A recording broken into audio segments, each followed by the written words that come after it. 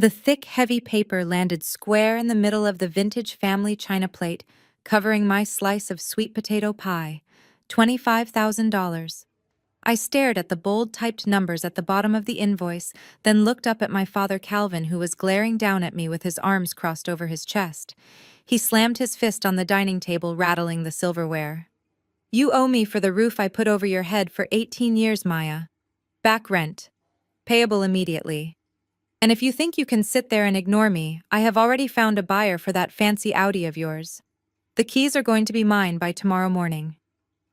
He did not know that handing me that invoice was the biggest financial mistake he would ever make in his entire life. Before I continue this story, let me know where you are watching from in the comments below. Hit like and subscribe if you have ever had a toxic family member try to extort you for money. Trust me, you are going to want to hear exactly how this $25,000 demand destroyed their delusional world. Growing up in our household, Sunday dinners were never about family bonding.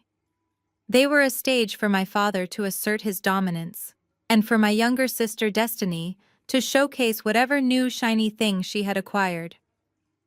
I am 34 years old now, a senior financial risk director at a major corporate firm. But the moment I stepped back into that house, I was treated like a rebellious teenager who owed them her very existence. My mother Brenda sat at the opposite end of the table, quietly cutting her roast beef, refusing to meet my eyes. She had always been his silent accomplice. I picked up the piece of paper. It was an itemized list.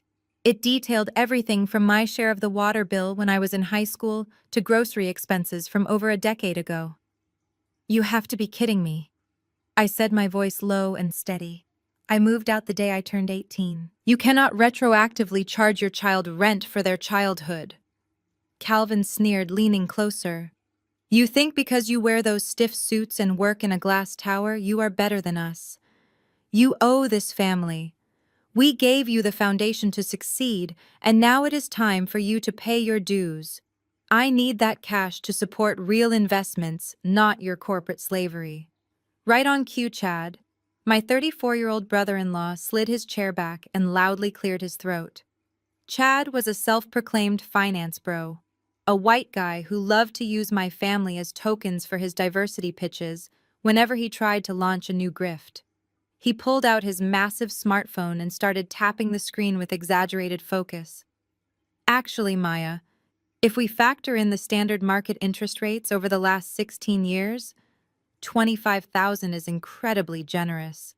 He flashed a condescending smile, a blindingly white set of veneers he bought using a credit card I was secretly paying off. "If your dad applied standard compounding interest, you would be looking at closer to 40,000. So you should probably just write the check and say thank you." I slowly turned my head to look at him. "And what exactly are these real investments my father mentioned, Chad?" Chad sat up straight, puffing out his chest. "It is a revolutionary crypto real estate startup.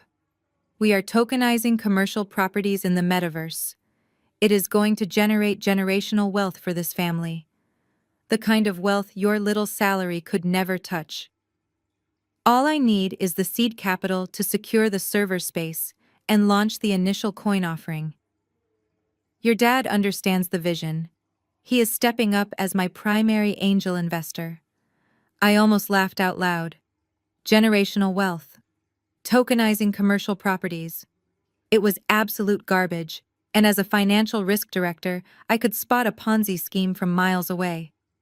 But before I could dissect his ridiculous business plan, Destiny chimed in. My 31-year-old sister flipped her flawless weave over her shoulder and glared at me. Her designer dress looked out of place in our dated family dining room.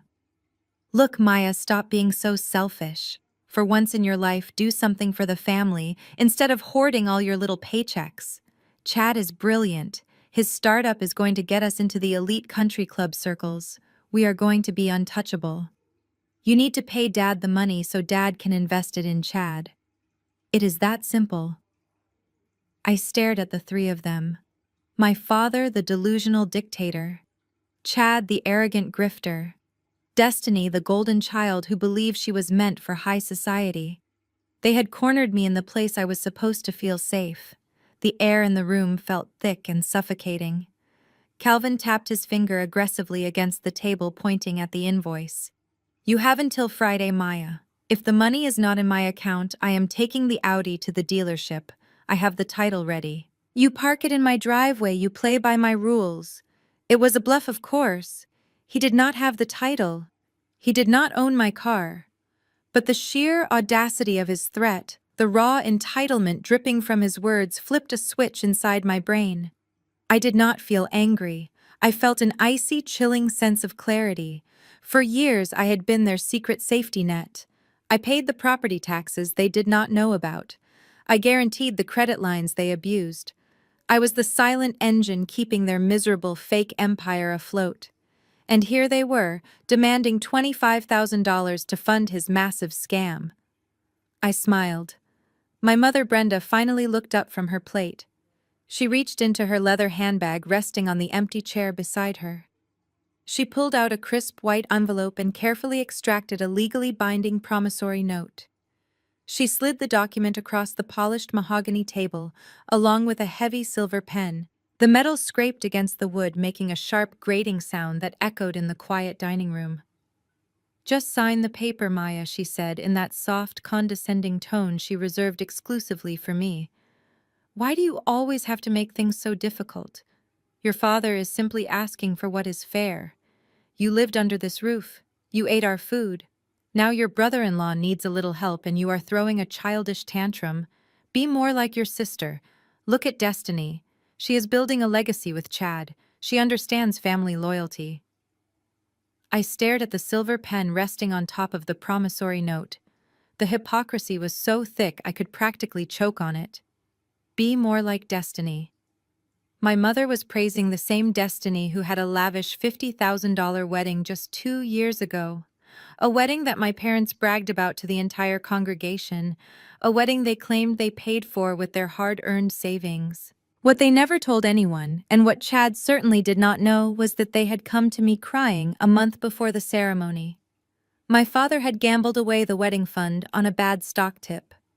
I was the one who quietly wired $50,000 to the venue, the florist, and the caterer, just to save my mother from social embarrassment. I paid for the imported silk dress my sister was wearing in her framed wedding photo, hanging on the wall right behind her. I bought the loyalty they were now accusing me of lacking, and now they wanted $25,000 more to fund a fake cryptocurrency scam. They thought I was a bottomless well they could draw from whenever their egos demanded it. Chad leaned across the table and tapped his knuckles against the wood. Listen to your mom, Maya. If you do not sign the note, Calvin is going to take that Audi. You know how much you love that car. You do not want to be taking the public bus to your fancy corporate job, do you? Think about your image. You sign the paper, you keep the car, and everybody wins. Plus, when my startup goes public, I will cut you a nice little dividend check as a thank you. We are doing you a favor. My father crossed his arms tighter, his face turning a dark shade of red. I am not playing games with you, girl. You have 5 seconds to pick up that pen and sign your name on the dotted line. If you do not, the car is mine. 1, 2. He started counting out loud like I was a disobedient toddler. 3. Destiny rolled her eyes and took a sip of her white wine, looking incredibly bored by my hesitation. 4. I did not pick up the pen. I did not cry. I did not scream about the $50,000 wedding or the property taxes I had been secretly paying to keep a roof over their heads. Explaining logic to these people was like trying to teach algebra to a brick wall. They did not want a daughter or a sister. They wanted an automated teller machine that never asked questions. 5, my father barked, hitting the table again. That is it. Give me the keys. I slowly pushed my chair back. The wooden legs scraped loudly against the hardwood floor. I stood up, smoothing the wrinkles out of my tailored navy blue skirt. I looked at my father. I looked at my mother, who was already wearing a smug expression of victory. I looked at Destiny and Chad, who were grinning at each other like they had won the lottery. They believed they had broken me. They believed their collective bullying had put the arrogant corporate woman back in her subordinate place. I reached into my black leather purse. I felt the cold, heavy metal of the Audi key fob against my fingers. I wrapped my hand around it and pulled it out. It dangled from my hand, catching the light from the cheap chandelier overhead. My father held his hand out palm up, expecting me to place the keys obediently into his grasp. He had a triumphant smirk on his face. Instead of handing them over, I extended my arm toward the center of the table, right above my father's tall crystal glass of ice water. I opened my fingers. The heavy key fob dropped like a stone. It hit the water with a loud splash, sending icy drops flying across the promissory note and onto my father's expensive button-down shirt. The keys sank to the bottom of the glass, clinking sharply against the crystal. Calvin gasped, jumping back in his chair as the cold water hit his chest. Chad dropped his phone on the table in shock. Destiny let out a high-pitched shriek as a few drops of water splashed onto her designer dress. Brenda sat there with her mouth hanging open, staring at the glass, as if I had just dropped a live grenade into it. I did not say a single word. I did not have to. My silence was louder than any screaming match we had ever had.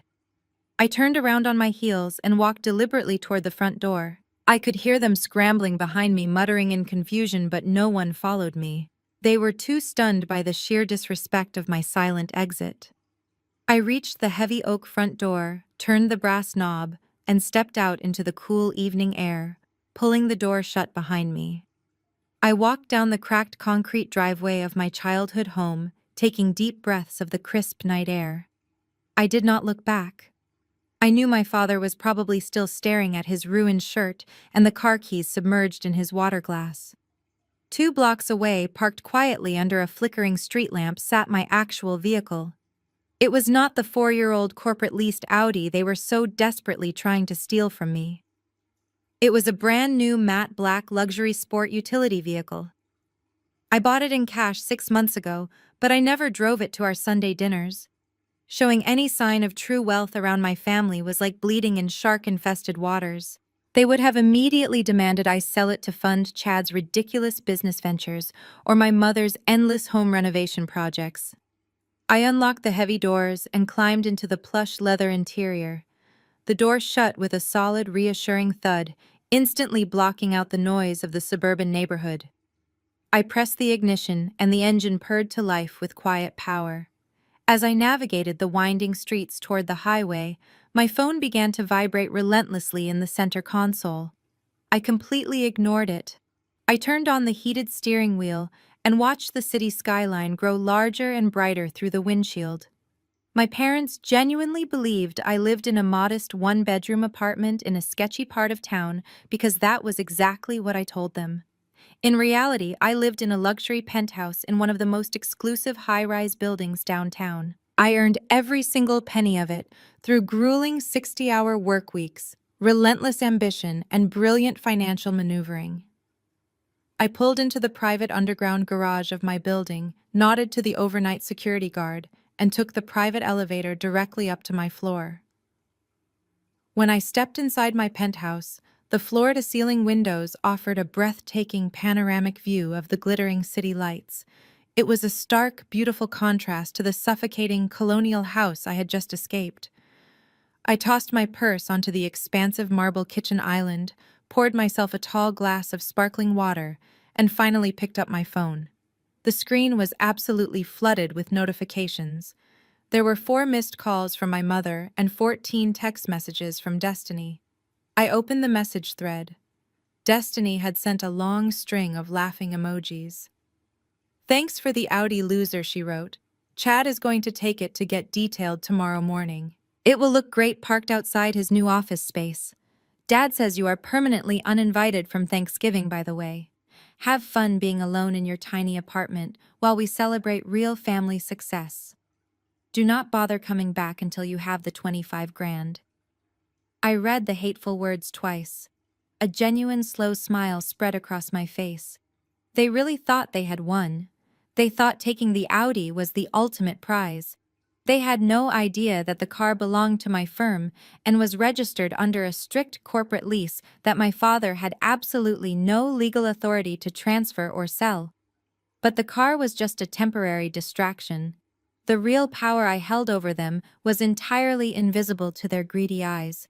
I walked over to my home office and sat down at my sleek glass desk. I woke up my laptop and opened my highly secure corporate banking portal. It was time to stop being their invisible safety net. It was time to let them free fall into the reality they created for themselves.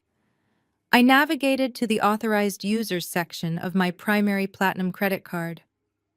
This was the exact card Chad had been using for the past year to buy his designer suits and host expensive business lunches to impress his fake investors. I clicked the red Remove User button right next to his name. The system asked me to confirm the removal. I hit yes, without a single second thought. Next, I went to the auto insurance policy. I had been paying the premium for my mother's luxury vehicle for 5 years because she always claimed her pension was not enough to cover the comprehensive plan. I canceled the policy effective immediately. Then I pulled up the emergency medical savings fund I had set up for my father when he had his minor heart scare 3 years ago. He thought the health insurance covered his premium care, but it was actually me making the massive deposits every single month. I withdrew the entire balance, transferring the funds back into my personal checking account and closed the account completely. I even went into the family mobile phone plan that I had been quietly financing since my college days. I removed Destiny and Chad, leaving them with absolutely no cellular service by midnight. I sat back in my ergonomic leather chair and watched the glowing screen as the confirmation emails rapidly flooded my inbox. For years, I had silently absorbed their massive financial burdens out of a misplaced sense of guilt. I thought that if I just helped them enough, they would eventually respect me as an equal. I thought they would finally see my true value and love me the way they loved Destiny. But the $25,000 invoice my father slapped on the dinner table tonight proved they would never see me as a daughter. They only saw me as an endless resource to be exploited, drained, and discarded. By the time I closed my laptop, I had successfully severed every single financial artery, keeping their lavish, fake lifestyle afloat. I walked into my spacious bedroom feeling lighter and more powerful than I had in a decade. I did not feel guilty. I felt completely liberated from their toxic chains. I knew Chad was planning on taking Destiny shopping tomorrow for their anniversary. He always bragged about spoiling her with luxury gifts at the high-end boutiques downtown. I set my alarm for 7 in the morning, plugged my phone into the charger, and climbed into my soft, king-sized bed. I went to sleep with a perfectly peaceful mind. The trap was officially set, and I just had to patiently wait for them to walk right into it. The next 3 days passed in a state of absolute tranquility. I woke up each morning, drank my espresso, and drove my matte black sport utility vehicle to the corporate office, where I actually made the kind of money my family only pretended to have. My phone remained blissfully quiet for the first 48 hours. On Wednesday afternoon, I was sitting in my corner glass office reviewing a complex risk assessment portfolio for a new corporate client. The sweeping view of the city skyline behind my desk was momentarily interrupted by the buzzing of my personal cell phone resting on the polished mahogany. I glanced down. The caller identification displayed Chad's name in bold letters. I leaned back in my chair, letting it ring 3 times before I finally swiped the screen to answer. I did not say hello. I just pressed the phone to my ear and waited. Maya, what the hell is going on with the platinum card? I could hear the faint sound of classical piano music and the hushed murmurs of salespeople in the background. I took a slow sip of my sparkling water. What do you mean, Chad? The card declined, Maya. He was practically hissing into the receiver, trying to keep his voice low so the boutique staff would not hear his humiliation. I am standing here at the jewelry counter with Destiny. We are looking at a $15,000 Rolex for her anniversary gift, and the manager is looking at me like I am some kind of street beggar. You need to call your dad right now and tell him to fix this. Call the bank. Do whatever you have to do, but get this card unlocked immediately. I smiled, staring out the window at the bustling city below. My father. Why would I call my father about your credit card, Chad? Because it is his account, Maya. He told me he set it up for the family to use for business expenses and lifestyle maintenance. He said you just manage the paperwork because you work in finance. So call the bank and fix the paperwork. Tell them there has been a mistake. I let out a soft, genuine laugh. Chad, there is no mistake. And more importantly, there is no paperwork for my father to fix. That platinum card does not belong to Calvin. It never belonged to Calvin. It is my personal account, my credit history, my money. I authorized you as a secondary user a year ago because my mother begged me to help you keep up appearances while you got your imaginary business off the ground. The silence on the other end of the line was absolute. The background noise of the boutique seemed to amplify in the heavy pause. For a few seconds, I could actually hear Chad's heavy breathing as his brain struggled to process the reality of the situation. He had spent 12 months swiping that heavy metal card, believing he was spending my father's money. He thought he was outsmarting the system, living off the generational wealth he loved to brag about. What are you talking about? His voice dropped, the confident, arrogant tone completely vanishing. Your dad told me he was the primary account holder. Your dad is a liar, Chad, I replied, keeping my voice perfectly calm and measured. He has terrible credit and barely enough savings to cover a minor medical emergency. He lied to you to look like a big shot, and I went along with it because I felt sorry for my sister. But that charity officially ended on Sunday night, when you sat at my dining table and demanded $25,000 for a scam. You bit the only hand that was actually feeding you. Maya, you cannot do this. Destiny has already picked out the watch. The manager is walking back over here. You have to turn the card back on. Just for today. I will pay you back, I swear. You are a financial genius, Chad, I said, throwing his own insult from Sunday dinner right back into his face. You have a revolutionary crypto real estate startup. You are tokenizing commercial properties in the metaverse. A $15,000 Rolex should be pocket change for an angel investor like you. Figure out how to pay for the watch yourself. If you cannot do that, maybe you should ask your primary investor Calvin to bring his checkbook down to the boutique. Do not hang up on me, Maya. I pulled the phone away from my ear and tapped the red button. I immediately went into my settings and blocked his number. I blocked Destiny's number right after. Then I blocked my mother and my father just for good measure. I set my phone face down on the desk and went back to my risk assessment portfolio. Later that evening, I received a highly entertaining email from a former colleague who happened to be shopping at the boutique at the exact same time. According to her account, Chad completely lost his mind when the transaction was officially canceled. He started screaming at the boutique manager, accusing the store of having faulty credit card machines. When the manager politely asked him to provide an alternative form of payment, Chad threw a display tray of velvet watch boxes across the glass counter, shattering a promotional display. The security guards had to physically restrain him and drag him out of the store, while Destiny followed behind them, sobbing hysterically in her designer dress. They were permanently banned from the boutique and threatened with police action for the property damage. It was the perfect start to the week, but I knew this was only the first domino to fall. The credit card was just a piece of plastic. The real devastation was waiting for them at the county records office. They had absolutely no idea about the massive legal storm that was rapidly approaching their fragile, fake luxury world. By Thursday morning, the dust from the jewelry boutique incident had settled. I sat in my corner glass office watching the morning fog roll over the city skyline. The silence from my family was deafening, but I knew they were simply regrouping to force me back into submission. At exactly 9 o'clock, my intercom buzzed. My assistant announced that Marcus, my estate lawyer, had arrived. "Send him in," I said, smoothing the lapels of my tailored charcoal blazer. Marcus walked in, carrying a thick leather briefcase.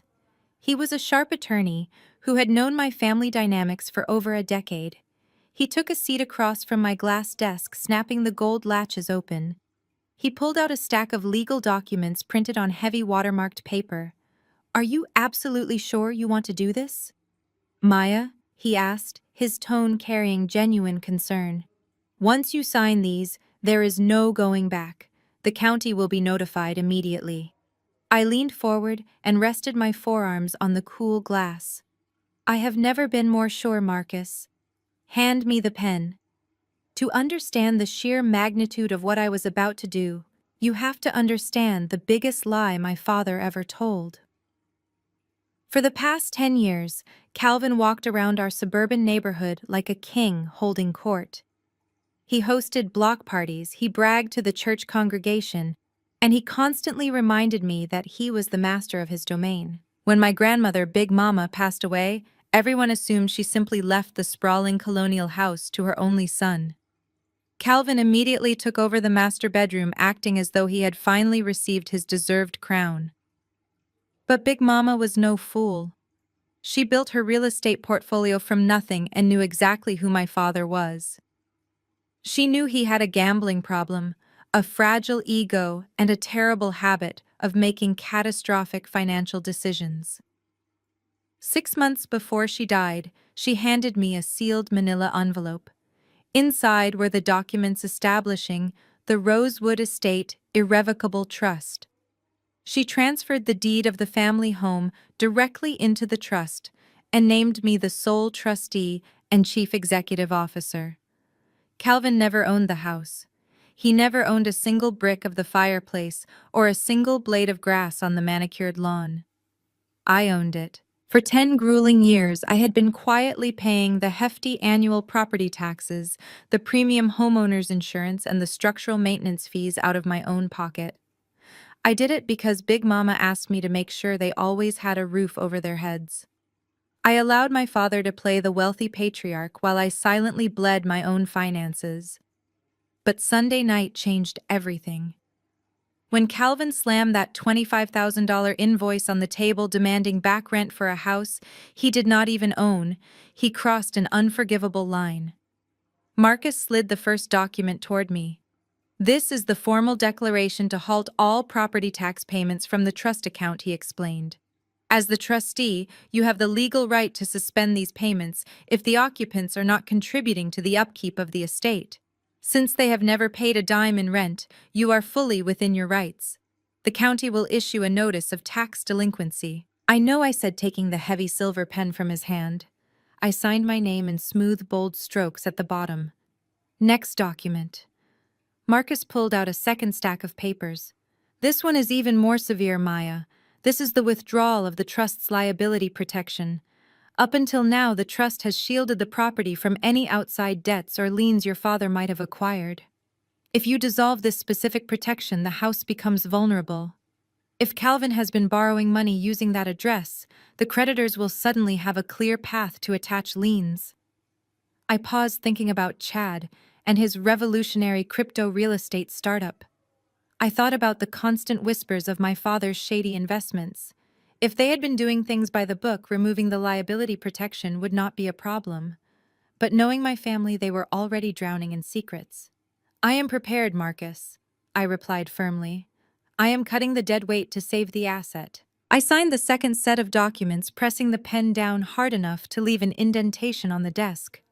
Marcus carefully gathered the papers, sliding them back into his leather briefcase. He clicked the latches shut. I will file these with the county clerk's office by noon today, he said, standing up. The automated systems will take a few weeks to process the changes. Your father is going to open his mail one day and realize he does not own his castle. It is going to be incredibly ugly, Maya. I stood up and offered him my hand. Thank you, Marcus. I am counting on it. I knew the fallout would be catastrophic. The moment the county mailed those delinquency notices, my father's illusion of wealth would shatter. He would have to face the reality that his entire kingdom was built on my hidden charity. When the lawyer left my office, I walked over to the floor-to-ceiling window and looked out at the city. The financial oxygen supply had been completely cut off. The platinum credit card was dead, the insurance policies were canceled, and now the very roof over their heads was officially ticking like a massive legal time bomb. They thought they could bully me into submission with a fake $25,000 bill. They were about to find out what real financial ruin looked like. The board belonged entirely to me now. My family had spent my entire life taking my quiet obedience for granted. They mistook my strategic silence for weakness. I smiled broadly, watching the busy streets below. Let the true games finally begin. By Friday morning, my father had fully convinced himself that he was the ultimate victor in our silent war. He had fished the heavy key fob out of his crystal water glass, dried it off, and proudly placed it on the kitchen counter like a hunting trophy. In his delusional mind, I had surrendered. I had left the keys because I knew my place, and I was too intimidated by his authority to put up a real fight. He did not know about the cancelled platinum card because Chad had been too embarrassed to tell anyone about his humiliating tantrum at the luxury jewelry boutique. My father simply assumed everything was perfectly fine, and his master plan was coming together flawlessly. He woke up early, put on his favorite expensive golf shirt, and confidently walked out to the driveway. He climbed into the sleek 4-year-old Audi and started the engine. He was heading to a notoriously shady used car dealership on the outskirts of town. It was the kind of place that specialized in fast cash transactions and asked very few legal questions. My father figured he could easily flip the luxury sedan for $20,000 in crisp bills, hand the cash directly to Chad for the imaginary crypto real estate startup, and secure his position as the wealthy patriarch angel investor. He cruised down the highway, blasting the radio, completely unaware that he was driving a ticking legal time bomb. He pulled the freshly washed vehicle onto the gravel lot of the dealership, parking it right in front of the flickering neon open sign. The owner, a gruff man named Sal, walked out of the tiny office wiping dark grease off his hands with a dirty shop rag. Sal was exactly the kind of buyer my father desperately wanted. Someone hungry for a luxury vehicle who would not care about the minor legal details of the transaction. My father stepped out of the car, adjusting his collar and flashing a highly exaggerated, confident smile. He slapped the metallic roof of the Audi like a seasoned car salesman. "She is a beautiful machine, Sal," he declared loudly. "I am looking to liquidate an extra asset today. I have too many luxury vehicles taking up valuable space in my driveway, and I need some quick capital for a major commercial real estate investment.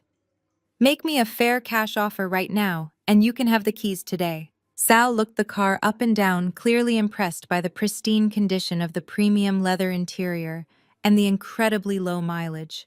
He nodded slowly while stroking his chin. "Let me just grab the 17-digit vehicle identification number and run a standard background check to make sure the title is completely clean," Sal muttered, pulling a small notebook out of his faded shirt pocket. "Give me 10 minutes in the office and I will get you a solid number." My father leaned casually against the hood of the car, crossing his arms and looking incredibly smug. "Go ahead," he said confidently. "The title is perfectly clean. It is just a spare family vehicle." Sal walked back into his cluttered office and sat down at his computer terminal. He typed the vehicle identification number into the state law enforcement and registration database.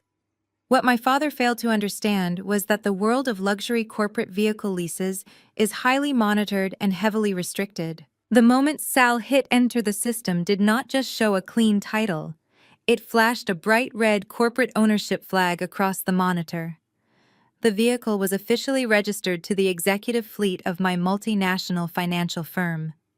More importantly, it required authorized corporate release documents for any transfer of ownership, which my father obviously did not possess. Sal squinted at the screen. He looked out the dirty window at my father, who was busy checking his reflection in the tinted windows of the car. Sal knew a stolen corporate vehicle when he saw one. He picked up his desk phone and quietly dialed the local police department, reporting a suspected grand theft auto in progress. Outside, my father checked his luxury watch, tapping his foot impatiently. He was already imagining handing the thick envelope of cash to Chad and receiving the endless praise of my mother and sister. 10 minutes later, the piercing sound of wailing sirens shattered the quiet afternoon air. Two black and white police cruisers suddenly swerved into the gravel lot, kicking up a massive cloud of gray dust. The flashing red and blue lights illuminated the front of the dealership. My father stood up straight, a confused frown wrinkling his forehead. He naturally assumed they were pulling over a speeding driver on the main road. But the cruisers aggressively blocked the only exit, and 4 uniformed officers stepped out, resting their hands cautiously on their utility belts. They walked purposefully straight toward my father.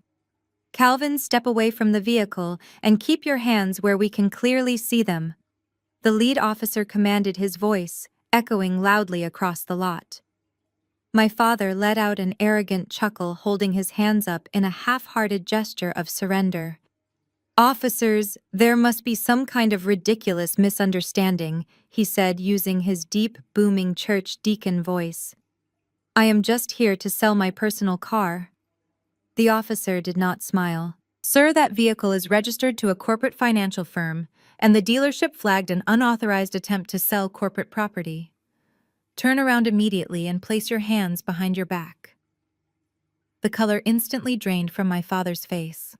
His confident posture completely crumbled. "Wait, no, you do not understand," he stammered, taking a nervous step backward. "It is my daughter's car. She gave me the keys. I am Calvin. I am a highly respected member of this community." The officers were not remotely interested in his desperate excuses. 2 of them stepped forward, grabbed his arms, and forcefully spun him around, pressing his chest hard against the hood of the Audi. The cold steel handcuffs clicked sharply around his wrists, securing his arms tightly behind his back. He gasped in profound shock and humiliation. As my father was being thoroughly patted down and publicly humiliated against the hood of the car, a silver minivan slowly drove past the dealership. The driver tapped the brakes, and the passenger window rolled down. It was Deacon Wallace and his wife, 2 of the most prominent and talkative gossips in our entire church congregation. They stared in absolute horror as they watched Calvin, the man who constantly bragged about his immense wealth and perfect family, being treated exactly like a common car thief in a dirty gravel parking lot. My father turned his head and locked eyes directly with Deacon Wallace. The look of pure terror and profound embarrassment on my father's face was absolutely priceless. He desperately tried to hide his handcuffed wrists, but it was completely useless. The officers loudly read him his Miranda rights before forcefully ducking his head and shoving him into the cramped back seat of the police cruiser. The heavy door slammed shut, trapping him inside the metal cage. Sal walked out of his office holding the Audi keys and handed them directly to the police. My father sat in the back of the cruiser, sweating through his favorite golf shirt, his massive ego entirely destroyed. He had tried to steal $25,000 from me, and instead he bought himself a humiliating public arrest. He thought today was the absolute worst day of his life, but the real devastation had not even begun. I was sitting at my desk reviewing a quarterly risk projection when my office line rang. Not my personal cell phone, which I had strictly locked down, but my direct corporate extension. Very few people had that number. I picked up the heavy receiver, pressing it to my ear. "Maya, your father is in jail." My mother's voice was a shrill, panicked shriek that forced me to hold the phone a few inches away from my head. I leaned back in my ergonomic chair, keeping my eyes on the financial models scrolling across my computer monitor. "How did you get this number, Brenda?" I asked, my voice perfectly level. She let out a dramatic sob, completely ignoring my question. "You need to come down to the county precinct right now and fix this. The police called me from the station. They have Calvin in a holding cell like some kind of common criminal. They are saying he tried to steal your car, Maya. You need to call them immediately and tell them it was all a big misunderstanding. Tell them you gave him permission to sell the vehicle. Get down here and drop the charges before they process his fingerprints." I took a slow, steady breath. I am not coming down there, and I am certainly not dropping any charges. Brenda gasped, as if I had just physically slapped her through the phone. "Are you out of your mind, Maya? This is your father. He is a respected deacon at the church. What will the congregation say when they find out he was arrested? This is going to ruin our reputation in the community." You are throwing a childish tantrum over a piece of metal and you are destroying this family in the process. He just wanted to help Chad launch his business. Why are you being so incredibly selfish? The sheer audacity of her words was astounding but entirely predictable.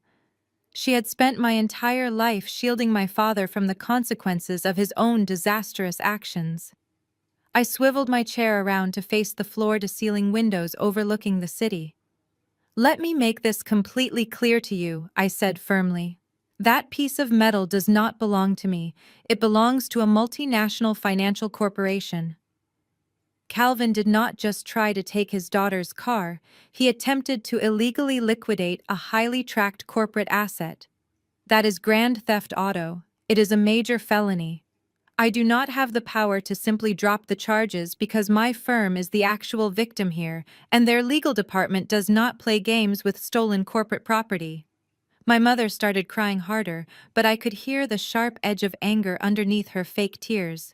You did this on purpose, Maya. You knew he was going to sell it. You set a trap for your own flesh and blood just to humiliate us. I did not set a trap, Brenda. I simply removed myself from the equation. Calvin demanded $25,000 in fake back rent. He threatened to steal a car he did not own to fund a crypto scam run by a man who cannot even afford his own designer watches. Calvin made a conscious choice to drive that car to a sketchy lot and commit a crime. He is a grown adult. He can finally face the adult consequences. You are a monster, Maya. Destiny is beside herself. Chad is talking about calling his own lawyers to sue you for emotional distress.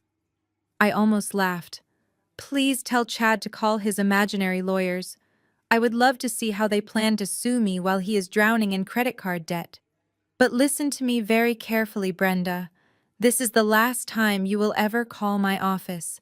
This is the last time you will ever try to manipulate me. If you, Calvin, Destiny, or Chad ever attempt to extort money from me again, I will not just let the local police handle it. I have the dashboard camera audio of Calvin explicitly demanding $25,000 and threatening to steal the vehicle. That is textbook extortion. If any of you push me 1 inch further, I will personally hand that recording over to the federal authorities and press federal charges. There was a stunned silence on the other end of the line. The reality of the word federal seemed to finally pierce through her thick armor of entitlement. I did not give her a chance to recover.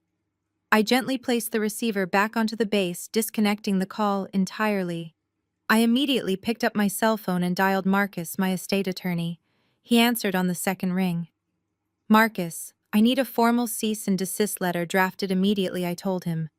I need it addressed to Calvin and Brenda. It needs to explicitly state that any further contact or attempts at financial extortion will result in immediate federal legal action. Include a written transcript of the dashboard camera recording from the Audi. I want them to know exactly what kind of concrete evidence I am holding. Consider it done, Maya. I will have it drafted in 10 minutes. Marcus replied, his tone all business. Where do you want the documents delivered? Send it by specialized courier, I instructed. Send 1 copy to my mother's house, and send the second copy directly to the county police precinct holding cell. Make sure the courier hands it to Calvin while he is sitting behind bars. Let him read it while he waits for his bail hearing. An hour later, my assistant confirmed that the specialized courier had successfully delivered the legal documents. I could vividly imagine my father sitting on a hard metal bench in a cold holding cell, wearing an orange jumpsuit, tearing open the heavy legal envelope. I could imagine the exact moment his arrogant pride was completely crushed under the weight of severe legal reality. He had always believed he was the untouchable king of our family. Now he had a formal document explicitly outlining his crimes delivered to him inside a jail cell by the daughter he had spent 34 years belittling. I spent the rest of the afternoon working with unbroken focus. For the first time in my life, I felt completely secure. The legal wall had been built and reinforced with titanium. I had successfully severed their access to my money, my property, and my emotional well-being. They were entirely on their own. As I packed up my briefcase to head back to my luxury penthouse, I assumed the worst was finally over. I assumed they would lick their wounds and leave me alone forever. I had absolutely no idea that my father had already committed a financial crime so massive and so incredibly reckless that it would soon bring the entire federal government crashing down on their heads. The next 3 weeks were completely silent, but it was only the quiet before a catastrophic storm. For 3 weeks, I experienced a profound peace I had never known in my life. My phone did not ring with manufactured emergencies. There were no manipulative texts demanding my presence. No one asked me to quietly cover a mysteriously overdrawn bank account or co-sign a shady personal loan for Chad. I spent my weekends jogging along the waterfront, drinking wine on my balcony and sleeping without anxiety. I assumed my formal cease and desist letter had finally terrified them into submission. I assumed my father was too busy doing community service or navigating his legal nightmare from the stolen car stunt to bother me. I believed my family had finally realized that the wall I built around my life was entirely impenetrable. I was wrong. They were not respecting my boundaries. They were just too distracted by the rapidly deteriorating illusion of their own lives. On the 22nd day at exactly 2 o'clock in the morning, the absolute silence of my luxury penthouse was shattered. I was deep in a restful sleep when the sharp vibration of my cell phone violently rattled against my nightstand. I groaned, shifting under the heavy silk comforter, and squinted at the glowing digital clock. I had strictly programmed my phone to block all incoming communications on a schedule, but I had left one specific emergency bypass active for my building security desk. I reached out in the dark, grabbing the device. The bright screen illuminated my bedroom, blinding me for a fraction of a second. It was not the security desk. It was an unknown number, but the frantic typing style was unmistakably my sister Destiny. She must have bought a cheap prepaid phone just to bypass the permanent block I had placed on her primary number. The notifications were pouring in so fast the screen was constantly vibrating in my palm. I sat up, pushing my heavy braids over my shoulder, and opened the message thread. The very first text made my heart skip a beat before my professional financial training immediately replaced shock with cold calculation. Mom found a letter and is screaming. Destiny wrote, "Dad is breaking things in the living room. Please answer Maya. You have to answer me right now." I stared at the glowing text. I did not type a response. I just watched the screen as the little typing bubble appeared and disappeared as Destiny frantically sent message after message. "Maya, please pick up the phone," she typed. "It is a letter from the government, the Internal Revenue Service, and some huge corporate bank. I do not understand what it means. It says, notice of default and federal lien." Mom is hyperventilating on the kitchen floor. Dad just threw a dining chair through the glass patio door. They are saying the house is going into foreclosure in 30 days. "Maya, please, you have to tell us this is a mistake. Dad owns this house. Why is the bank taking our house?" I sat perfectly still in my dark bedroom, the blue light of the phone screen reflecting in my eyes. The county had finally processed my paperwork. The notice of tax delinquency had officially been mailed.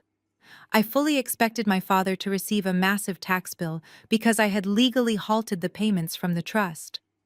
But the frantic texts from Destiny contained a very specific piece of information that made my blood run instantly cold.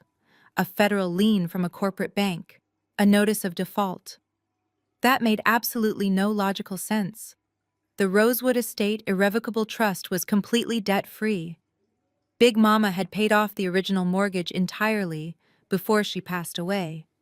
There was no mortgage on that property. There was absolutely no reason for a corporate bank to be issuing a notice of default unless someone had actively borrowed a massive amount of money against the value of the house. My mind began to race, piecing the scattered puzzle pieces together with terrifying speed. I thought about Chad and his imaginary crypto real estate startup. I thought about how confidently my father had demanded $25,000 to act as an angel investor. I thought about the luxury watches, the expensive dinners, the designer clothes they had all been parading around in for the past 6 months. Calvin did not have that kind of money. Chad certainly did not have that kind of money. But my father had been living in a house worth nearly $800,000, a house he firmly believed he legally owned, a house that up until 3 weeks ago was fully protected by the liability shield of the trust I managed. I pulled the heavy silk comforter off my legs and swung my feet onto the cold hardwood floor. I stood up and walked over to the floor-to-ceiling windows, looking out at the dark, sleeping city below. The sheer magnitude of my father's arrogance began to crystallize in my mind. He had not just lied to his friends about owning the house. He had somehow managed to lie to a major financial institution. But to take out a mortgage or a line of credit against a property held in a trust, he would need the explicit legal authorization and the verified signature of the sole trustee. He would need my signature. I squeezed the phone tightly in my hand. He did not just try to steal a leased corporate vehicle. My father had committed massive federal mortgage fraud. And because I had legally stripped the liability protection from the trust 3 weeks ago, the bank was now legally permitted to aggressively seize the asset. I did not text Destiny back. I walked straight to my home office, turned on the harsh overhead lights, and booted up my computer. I needed to see exactly how much money my father had stolen in my name. I opened a secure browser, taking a deep breath before diving straight into the digital banking records. I opened a secure browser, taking a deep breath before diving straight into the digital banking records. The bright white light of the monitor illuminated my face as I bypassed the standard login portals and accessed the restricted institutional databases my firm utilized for deep-level financial auditing. As the chief executive officer of the Rosewood Estate Irrevocable Trust, I had absolute clearance to view every single transaction associated with the property address. I typed in the zip code and the primary account identifier. The system took a few seconds to load, cross-referencing state property records and federal tax databases. When the master ledger finally populated on my screen, the sheer magnitude of the financial disaster was staring right back at me.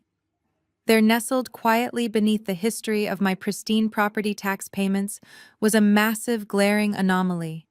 A home equity line of credit had been successfully originated exactly 4 months ago. The principal amount was a staggering $150,000. My heart pounded against my ribs as I clicked on the hyperlink to view the scanned origination documents. The high-resolution images loaded instantly. I leaned closer to the monitor, my eyes scanning the heavily legalistic paragraphs, until I reached the final signature page. There, right on the line designated for the authorized trustee, was my name, Maya Charmaine Brooks. But it was not my handwriting. It was a clumsy, heavy-handed forgery. The letters were slightly slanted, and the ink pressure was entirely wrong. It was unmistakably my father's handwriting. He had not even tried to make it look authentic. He simply signed my name with the same arrogant flourish he used to sign his church donation checks. Below the forged signature was the official stamp of a public notary. I recognized the name immediately. It was a sleazy real estate broker who frequently golfed with Chad on the weekends. They had colluded. Calvin and Chad had conspired to bypass the strict legal protections of the trust by committing blatant document forgery. I needed to know exactly where that $150,000 went. I initiated a forensic trace on the disbursement funds. The bank had wired the entire lump sum directly into a newly formed limited liability company. The name of the company was Next Gen Virtual Estates. It was Chad's imaginary crypto real estate startup. My father had literally mortgaged the roof over his own head, committing a severe federal crime, to hand a small fortune to a con artist who could not even afford a designer watch. But the most crucial question remained unanswered. Why did the bank and the federal government suddenly issue a notice of default and a lien right now? If the loan originated 4 months ago, they must have been making the minimum monthly interest payments to keep the bank completely blind to the fraud. I toggled over to the payment history ledger, and the final piece of the puzzle violently clicked into place. The monthly interest payments for the fraudulent loan were set up on an automatic draft. But they were not drafting from Calvin's personal checking account. They were pulling directly from the emergency medical savings fund I had established for my father 3 years ago. The exact same savings account I had abruptly emptied and closed 3 weeks ago on the night of our Sunday dinner confrontation. Calvin had linked the fraudulent mortgage to my money. When I severed my financial arteries, the monthly payment immediately bounced. In the highly regulated world of corporate banking, a bounced mortgage payment on a trust property does not just generate a simple late fee. It triggers an automated algorithmic review. When the system audited the account, it detected the sudden withdrawal of the trust liability protection which I had legally filed with Marcus, my estate attorney. The banking software immediately flagged the entire $150,000 loan as a high-risk, unsecured debt. Because the funds had been wired to a cryptocurrency-related entity, the transaction automatically tripped the federal anti-money laundering protocols. The bank immediately froze the entire estate, calling the loan due in full. The Internal Revenue Service stepped in to place a federal tax lien on the property to secure the assets pending a full criminal investigation for wire fraud and mortgage fraud. My father had accidentally detonated a financial nuclear bomb inside his own living room. I sat back in my chair feeling a strange mixture of profound disgust and absolute vindication. Calvin thought he was a mastermind. He thought he could steal my car, my money, and my signature without any consequences. Instead, he had handed me the exact weapon I needed to destroy him entirely. The panic happening at his house right now was just the beginning. I highlighted the forged signature, the wire transfer receipts, and the bounced payment records. I hit the print button. The laser printer in the corner of my office hummed to life, spitting out crisp pages of irrefutable legal evidence. I carefully gathered the warm sheets of paper and slid them into a thick manila folder. I did not need to call the police. The federal government was already coming for them. I checked the digital clock on my wall. It was 5 in the morning. I walked into my bathroom, took a long hot shower, and put on my most intimidating tailored charcoal suit. I knew exactly what they were going to do next. They would not apologize. They would blame me. They would march directly down to my corporate office to demand I fix the massive disaster they had created. I grabbed the manila folder and my car keys. I was going to be waiting for them. I stepped out of my front door, feeling an incredible surge of quiet power. The trap they laid for themselves had violently snapped shut, and there was absolutely no escape from the brutal reality they were about to face. I parked my matte black sport utility vehicle in my reserved underground spot and took the private elevator up to the main executive lobby of my firm. It was barely 8 in the morning, but the expansive marble floor was already buzzing with high-level executives, corporate attorneys, and wealthy clients grabbing their morning espresso. I walked through the sliding glass doors, the thick manila folder tucked securely under my left arm. I was wearing my most intimidating tailored charcoal suit and a pair of sharp stiletto heels that clicked loudly against the polished stone floor. I expected my family to try something desperate, but I underestimated their sheer lack of dignity.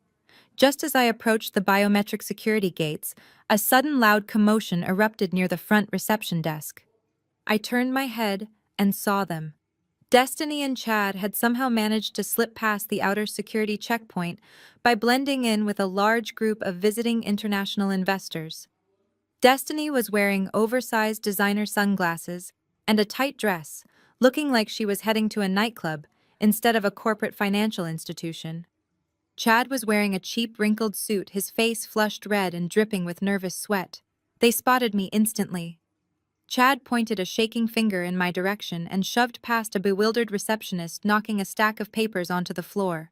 Maya, he yelled, his voice echoing violently off the high vaulted ceilings. The entire lobby went dead silent. Dozens of highly influential people stopped dead in their tracks, turning to stare at the arrogant white man aggressively marching toward one of the senior directors of the firm. Destiny followed closely behind him, trying to look like the tragic victim of a cruel, vindictive sister. I did not flinch. I did not step back. I stood perfectly still near the security gates, resting my hand calmly on my leather briefcase. Chad stopped a few feet away from me, panting heavily, as if he had just run a marathon. "You think you are so smart?" He spat, his voice dripping with venom. You think you can just steal your father's house and get away with it? He called us this morning in absolute tears, Maya. In tears. The bank is foreclosing on the family home because of your petty little jealousy. I glanced at the growing crowd of onlookers. My colleagues were watching with a mixture of shock and morbid curiosity. I looked back at Chad, keeping my expression completely blank. You are making a massive fool of yourself, Chad, I said quietly. I suggest you turn around and walk out of this building before I have you physically removed by the authorities. Chad let out a loud barking laugh, throwing his arms wide open to address the entire lobby. Oh, you want to have me removed? He shouted, playing heavily into his delusional white savior complex. You want to silence me because I am exposing the truth. Listen to me, everyone. This woman right here is actively trying to ruin her own family. She is intentionally destroying a black family generational wealth just to stroke her own massive corporate ego. She hijacked her grandmother's trust fund, and now she is hoarding the money while her elderly parents are about to be thrown out onto the street. Destiny dramatically pulled her sunglasses down, wiping away a single fake tear. It is true, she sniffled loudly, making sure the nearby executives could hear her clearly. She cut off our credit cards. She tried to have our father arrested over a complete misunderstanding with a car, and now she is letting the bank take the house I grew up in. She is a complete monster. She does not care about family at all. She only cares about money. The sheer manipulative theater of it all was almost impressive. Chad actually thought his public performance would embarrass me into submission. He thought the immense social pressure of my wealthy peers would force me to open my checkbook and fund his crypto scam just to make a public scene disappear. He leaned in closer to me, lowering his voice to a threatening, aggressive whisper. You are going to sign a document right now, releasing the trust funds to Calvin, he demanded. You are going to clear the federal lien, and you are going to wire the $150,000 directly into my company account today. If you do not do exactly what I say, I will stand in this lobby every single day and tell your clients exactly what kind of heartless thief you really are. I slowly looked him up and down, taking in his wrinkled suit and his desperate bloodshot eyes. He was not a savior. He was a drowning rat clinging to a sinking ship. I reached over to the security podium next to the biometric gates and picked up the heavy black telephone receiver. I pressed the direct line to the head of building security. Yes, this is Maya Brooks, I said calmly into the receiver, my voice echoing clearly in the silent, breathless lobby.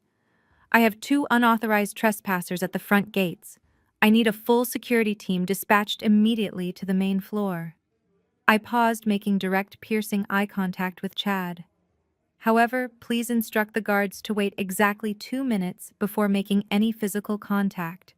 I have a brief piece of corporate business to conclude first. Thank you very much. I placed the receiver gracefully back on the heavy cradle. Chad smirked confidently, crossing his arms over his chest. You think 2 minutes is going to scare me, Maya? You cannot hide from the truth. The bank wants their money. Your father wants his house back. And I want the capital you owe this family. I did not owe them a single dime. They owed the federal government more money than they could ever hope to earn in a lifetime. I unlatched the gold clasp of my leather briefcase. I reached inside and pulled out the thick manila folder I had printed just 2 hours earlier. The folder contained the exact forensic financial evidence that would completely obliterate Chad's entire fake reality. He thought he was publicly humiliating me. He had absolutely no idea that he had just built the perfect stage for his own financial execution. I held the heavy folder in my hand, feeling the weight of the forged documents, the wired transfer receipts, and the bounced payment records. I looked at Destiny, who was still pretending to cry, and then I looked straight into Chad's arrogant, demanding eyes. You want to talk about the truth, Chad? I said, my voice slicing through the heavy tension in the room like a cold steel blade. Let us talk about where that $150,000 actually went. I slapped the thick manila folder down onto the hard marble surface of the security podium and flipped the heavy cover open. The sound of heavy cardstock hitting the marble echoed through the lobby. I spread the printed documents right in front of Chad's paling face. You told my father you needed 150,000 for a startup, I said. You convinced a foolish man to forge my signature against a property he did not own. You called him an angel investor. But there is absolutely no startup. Your company is a fake shell you registered for $50. Chad swallowed hard, his eyes darting from the papers to the crowd. Shut up! He hissed, stepping forward to snatch the documents. Those are private records and you have no right to look at them. I calmly slid the papers out of his reach. When you wire federal funds using my forged signature, your privacy ceases to exist, I replied. Let us take a look at your brilliant investments. I picked up the top bank statement. Within 48 hours of receiving the wire transfer, you moved $75,000 into 3 offshore sports betting accounts. You did not buy digital real estate. You paid off the gambling debts you hid from your wife. Destiny pushed past Chad, grabbing the statement right out of my hand. Her manicured nails dug into the paper as she scanned the highlighted lines. What is this? She whispered, her voice trembling violently. Chad, what is she talking about? You told me you were building a platform. You told me we were going to be millionaires. Chad opened his mouth to speak, but no words came out. The arrogant white savior facade completely melted off his face, revealing the pathetic con artist underneath. He reached to touch her arm, but she swatted his hand away. The gambling debts are only half the story. I continued, pulling the second stack of papers. I handed them directly to my sister. Let us talk about the other $75,000. You see, Destiny Chad actually did invest in real estate. Last month he signed a 12-month lease on a luxury condo downtown. But it is not registered as an office space. It is registered as a residential dwelling for a 22-year-old girl named Lexi. Destiny's face drained of all color. She stared at the lease agreement, her hands shaking. Included were credit card statements linked to the shell company. Destiny read the highlighted line items out loud, her voice cracking. $2,000 at a luxury lingerie boutique, $5,000 for a weekend getaway to Miami, a $4,000 diamond tennis bracelet. She looked up at Chad. Her perfect golden child reality shattered right in front of my corporate staff. You mortgaged my parents' house to buy jewelry for a 22-year-old girl, she screamed. You let my mother think she was losing her home because of me, but it was you. You stole my parents' house to pay for your mistress. The whispers from the crowd grew into an undeniable murmur of absolute disgust. The wealthy investors Chad wanted to impress now looked at him like garbage. Chad was cornered, and his massive ego could not handle the public humiliation. He looked at the faces of the people judging him. He looked at his sobbing wife, holding the proof of his infidelity. Then he looked at me, standing calm behind the podium, untouched by his destruction. Something dark snapped behind his eyes. His face twisted into a mask of pure feral rage. You ruined my life, you stupid bitch, he roared. Chad suddenly lunged forward, letting out a desperate, guttural scream. He threw his body weight over the security podium, his hands reaching aggressively for my throat. I did not scream or flinch. I simply took one calculated step backward out of his immediate reach. My 2 minutes were officially up. Before Chad's hands could brush my tailored suit, 3 massive security guards descended upon him. They grabbed his arms violently, yanking him backward off the podium. Chad thrashed and kicked, screaming profanities, but the guards swept his legs out from under him. He hit the hard marble floor with a sickening thud, the breath completely knocked out of his lungs. A heavy boot pressed his back, pinning him down, while another guard twisted his arms, pulling out heavy zip ties. Destiny dropped the papers, covering her mouth in horror as her husband was subdued.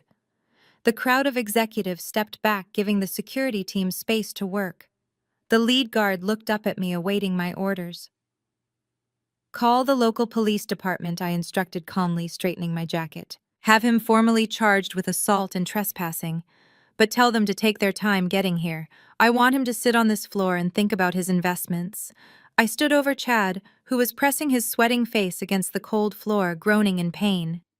You thought you could come here and shame me into paying your debts, I said. You thought my family was just a resource for you to drain. But you made a fatal miscalculation, Chad. I am not my father, and I do not play foolish games. I already forwarded that entire dossier to the Federal Bureau of Investigation last night. They know about the forged signatures and the wire fraud. The local police are just here to hold you until the federal agents arrive to take you into permanent custody. I turned my attention to Destiny, who was standing frozen in shock, tears streaming down her ruined makeup. She looked incredibly small and pathetic, stripped of her arrogant entitlement. You wanted generational wealth, Destiny, I said quietly. Well, you finally got it. You can take those papers back to Calvin and Brenda. You can explain to them exactly why they are losing their home today. I turned my back on them without any pity and walked calmly toward the private elevators, leaving my sister sobbing over the ruins of her completely fake life. I stepped into the elevator and pressed the button for the executive suite. The heavy doors slid shut, blocking out the lobby. I felt an overwhelming sense of finality. I truly believed that exposing Chad's infidelity and severe financial crimes to Destiny would be the final nail in the coffin. I assumed that after being tackled and dragged out in handcuffs, Chad would finally accept defeat. I expected my family to return to their house, pack their belongings, and prepare for the federal authorities. But I had severely underestimated their collective delusion. Narcissists do not surrender. They simply double down. Chad was held in the county jail for a few hours before Calvin miraculously managed to post his bail. I later discovered my father had desperately borrowed the bail money from 3 different deacons at our church, spinning a lie about Chad being racially profiled and unlawfully targeted by a jealous corporate rival. Instead of hiring criminal defense attorneys or preparing for the massive federal indictment that was quietly looming over their heads, Calvin and Chad decided to execute the most unhinged financial maneuver I had ever witnessed. They decided to throw a massive, extravagant charity gala. The logic behind this spectacular display of arrogance was both terrifying and pathetic. Chad convinced my father that the only way to save the house and stop the bank foreclosure was to immediately secure new angel investments to cover the stolen $150,000. Chad believed that if he could just get his wealthy white country club network into one room, he could easily charm them into writing massive checks for his fake crypto real estate startup. To attract that specific demographic of old money, they needed to project an image of absolute extreme wealth. They rented the grand ballroom at the most expensive historic hotel in downtown. They hired a premium catering company, ordered towering floral centerpieces, and contracted a live jazz quartet. They funded this entire delusional event using a web of high-interest payday loans and maxed-out credit cards belonging to my mother. They were literally building a house of cards on top of a sinking ship. I found out about this ridiculous gala exactly 4 days before it was scheduled to take place. I was sitting at my glass desk reviewing international market fluctuations when a new email popped into my direct inbox. The sender address belonged to my father. I almost deleted it immediately, but my professional curiosity forced me to open the message. The subject line was written in aggressive capital letters. It read simply, "Family duty and your professional reputation." I clicked on the email and began to read the block of poorly formatted text. Maya, the email began. We are hosting the inaugural Investor Gala for Next Gen Virtual Estates this Saturday evening at the Grand Windsor Hotel. We have over 100 high net worth individuals attending. As the Senior Financial Risk Director of a major firm, your professional endorsement is absolutely crucial to the success of this capital-raising event. You will attend the gala. You will wear appropriate evening attire. You will step onto the stage at 8 o'clock sharp, and you will give a 5-minute speech personally guaranteeing the financial viability of Chad's company to the audience. I stared at the screen, letting out a soft laugh of pure disbelief. He was ordering me to publicly commit financial fraud to save his ego. But the email was not finished. It immediately transitioned from an arrogant demand into a vicious, calculated threat. If you refuse to attend and support your family, I will be forced to share certain documents with the church board and your corporate compliance office. Attached to this email are accounting ledgers proving that you deliberately embezzled money from your grandmother's trust fund to fund your own lavish lifestyle. I have signed affidavits from family members confirming your theft. You will lose your corporate job, your license, and your reputation in the community. You have 24 hours to confirm your attendance. Do not test me, Maya. I clicked on the single attachment at the bottom of the email. It was a poorly photoshopped spreadsheet. Calvin had actually taken the time to doctor fake bank statements, moving numbers around to make it look like I had been stealing from Big Mama for the past decade. The documents were so poorly forged that any entry-level bank teller would laugh at them.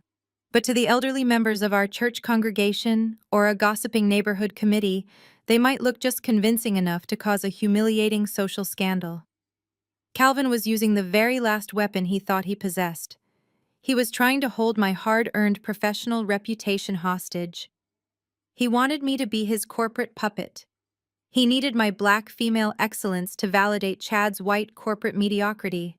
He wanted me to stand in front of a room full of wealthy investors and leverage my spotless career to help them steal more money. It was the ultimate insult. After a lifetime of treating me like I was completely worthless, my father was now trying to use my undeniable worth to save himself from federal prison. I did not feel a single ounce of fear or anxiety. Looking at that threatening email, I felt a sudden, overwhelming sense of predatory anticipation. Calvin had just handed me a golden invitation to his own execution. He had conveniently gathered all of his enablers, all of Chad's fake investors, and our entire family into one beautiful, expensive room. He wanted a public spectacle. He wanted me to take the stage and speak into a microphone. I closed the doctored spreadsheet and hit the reply button on the email. I typed a single simple sentence. I will be there, and I will give a presentation they will never forget. I hit send. The trap was set, and I was going to burn their entire fake empire to the ground. I handed the keys to the valet standing under the massive crystal chandelier of the Grand Windsor Hotel. I wore a custom-tailored emerald green silk dress that draped perfectly over my frame, projecting an aura of quiet, absolute luxury. A single diamond pendant rested on my collarbone next to a vintage gold timepiece. I looked exactly like the senior financial risk director they desperately needed me to be. I walked into the grand ballroom, and the sheer audacity of the event nearly made me laugh. My father and Chad had spared absolutely no expense in their attempt to secure stolen funds. The room was dripping in fake opulence. Waiters in crisp white tuxedos carried silver trays loaded with expensive champagne flutes. Massive floral arrangements dominated every single table. In the center stood a large ice sculpture carved into a futuristic skyscraper meant to represent Chad's imaginary real estate empire. It was a beautiful, glittering monument to their massive financial fraud. I scanned the room, watching the pathetic theater unfold. Chad was wearing a brand-new tuxedo, sweating profusely as he tried to charm a group of elderly investors near the bar. Destiny was standing nearby, wearing a forced, stiff smile that did not quite reach her eyes.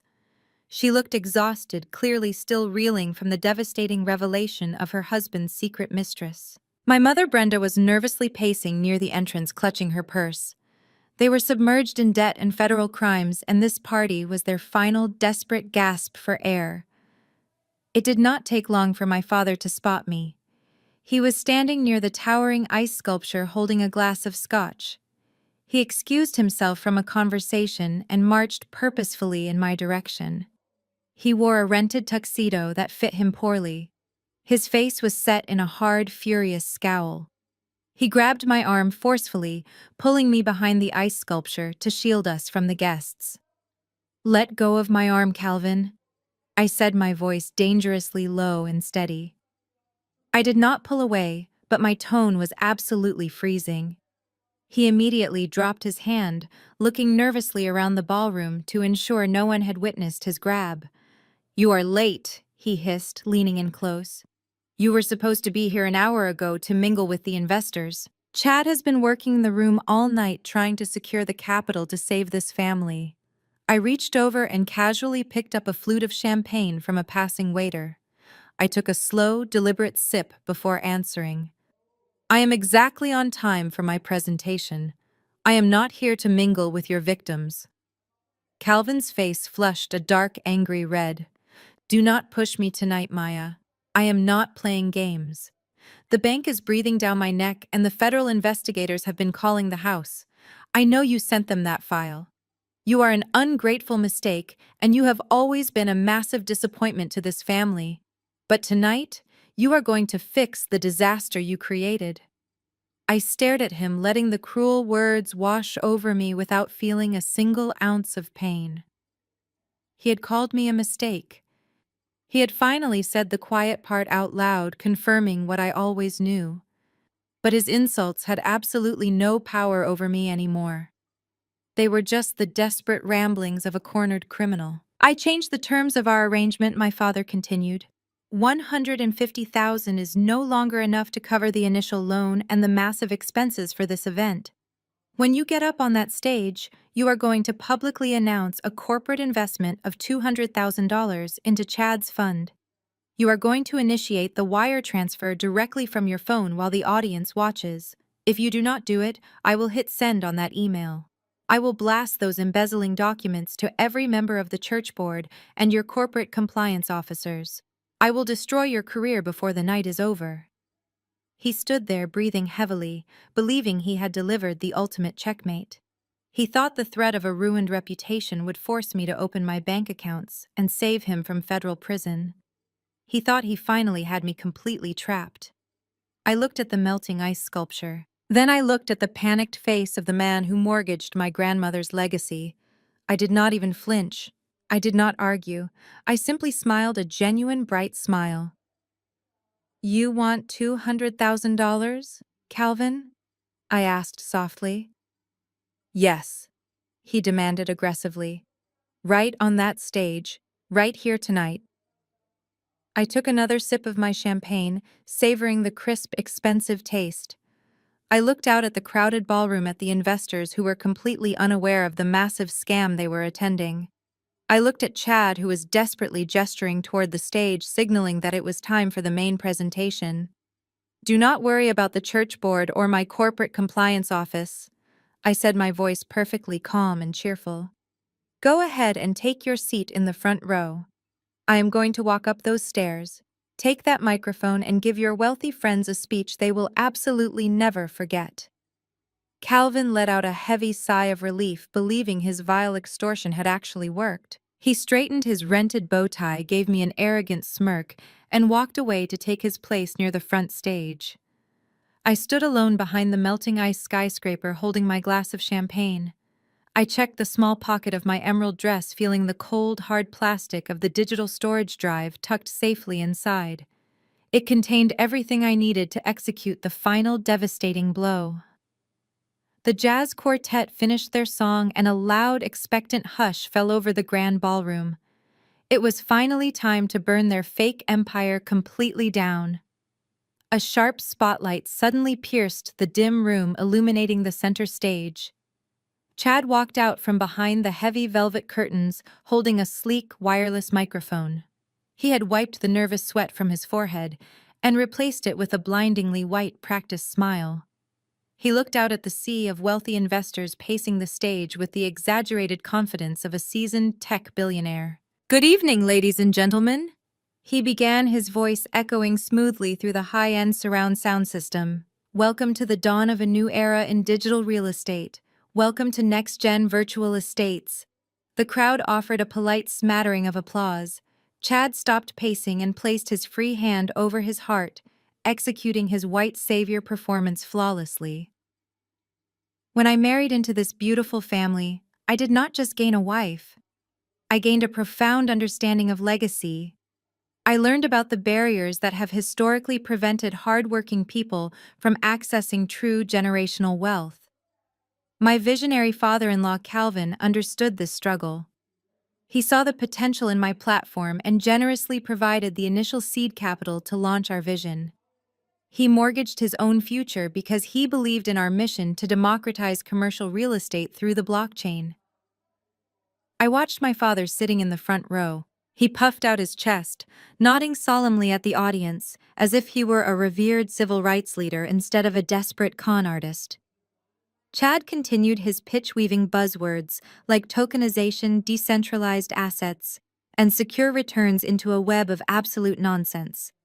He painted a picture of a revolutionary company backed by traditional family values and unshakable trust. It was a masterclass in corporate deception. But a vision needs more than just passion to succeed, Chad said, lowering his voice to sound incredibly sincere. It requires rigorous oversight. It requires brilliant financial strategy. And that brings me to the most important person in the room tonight. We are incredibly blessed to have the endorsement and the financial backing of one of the top risk directors in the city. She is not just a titan of the corporate financial world. She is my sister-in-law. Please give a warm welcome to our biggest backer, Maya Brooks. The ballroom erupted into enthusiastic applause. Investors craned their necks to get a look at the senior director, who was supposedly validating this massive investment opportunity. I took a deep breath, feeling the cool silk of my emerald dress glide against my skin. I walked slowly and purposefully toward the stage. Every eye in the room was fixed on me. I climbed the short carpeted steps, my stiletto heels sinking slightly into the plush fabric. Chad stood at the acrylic podium holding the microphone out to me. His eyes were wide and filled with a frantic, threatening energy. He whispered, stepping close to my ear as he handed me the mic. $200,000, Maya. Do it right now or you are finished. I took the microphone from his sweating hand. Thank you, Chad, I said, my voice projecting clearly across the massive silent ballroom. I stepped up to the clear acrylic podium and looked out at the crowd. I saw rows of wealthy, older men and women holding their champagne flutes, waiting for me to give them the green light to write massive checks. I looked down at the front row. Calvin was leaning forward, gripping the edge of his table with a greedy, expectant smirk on his face. Destiny was sitting next to him, holding her breath.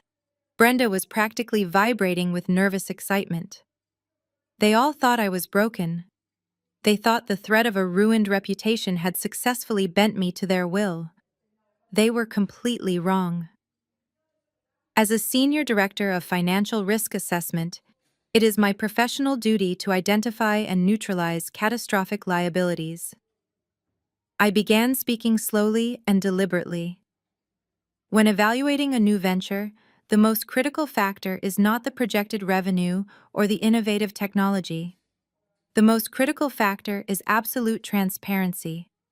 You must verify the foundation before you build the skyscraper. If the foundation is built on deception, the entire structure is destined to collapse. Chad nodded along, enthusiastically gesturing toward me, as if my words were perfectly aligning with his fake business model. He took a step back, pointing toward the two massive projector screens flanking the stage. The screens were currently displaying the sleek blue and silver logo of Next Gen Virtual Estates. I reached into the small hidden pocket of my dress and pulled out my smartphone.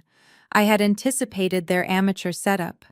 The hotel audiovisual system was running on a standard unprotected Bluetooth network, designed for easy guest access. I had synced my phone to the primary projector receiver during the jazz quartet's performance.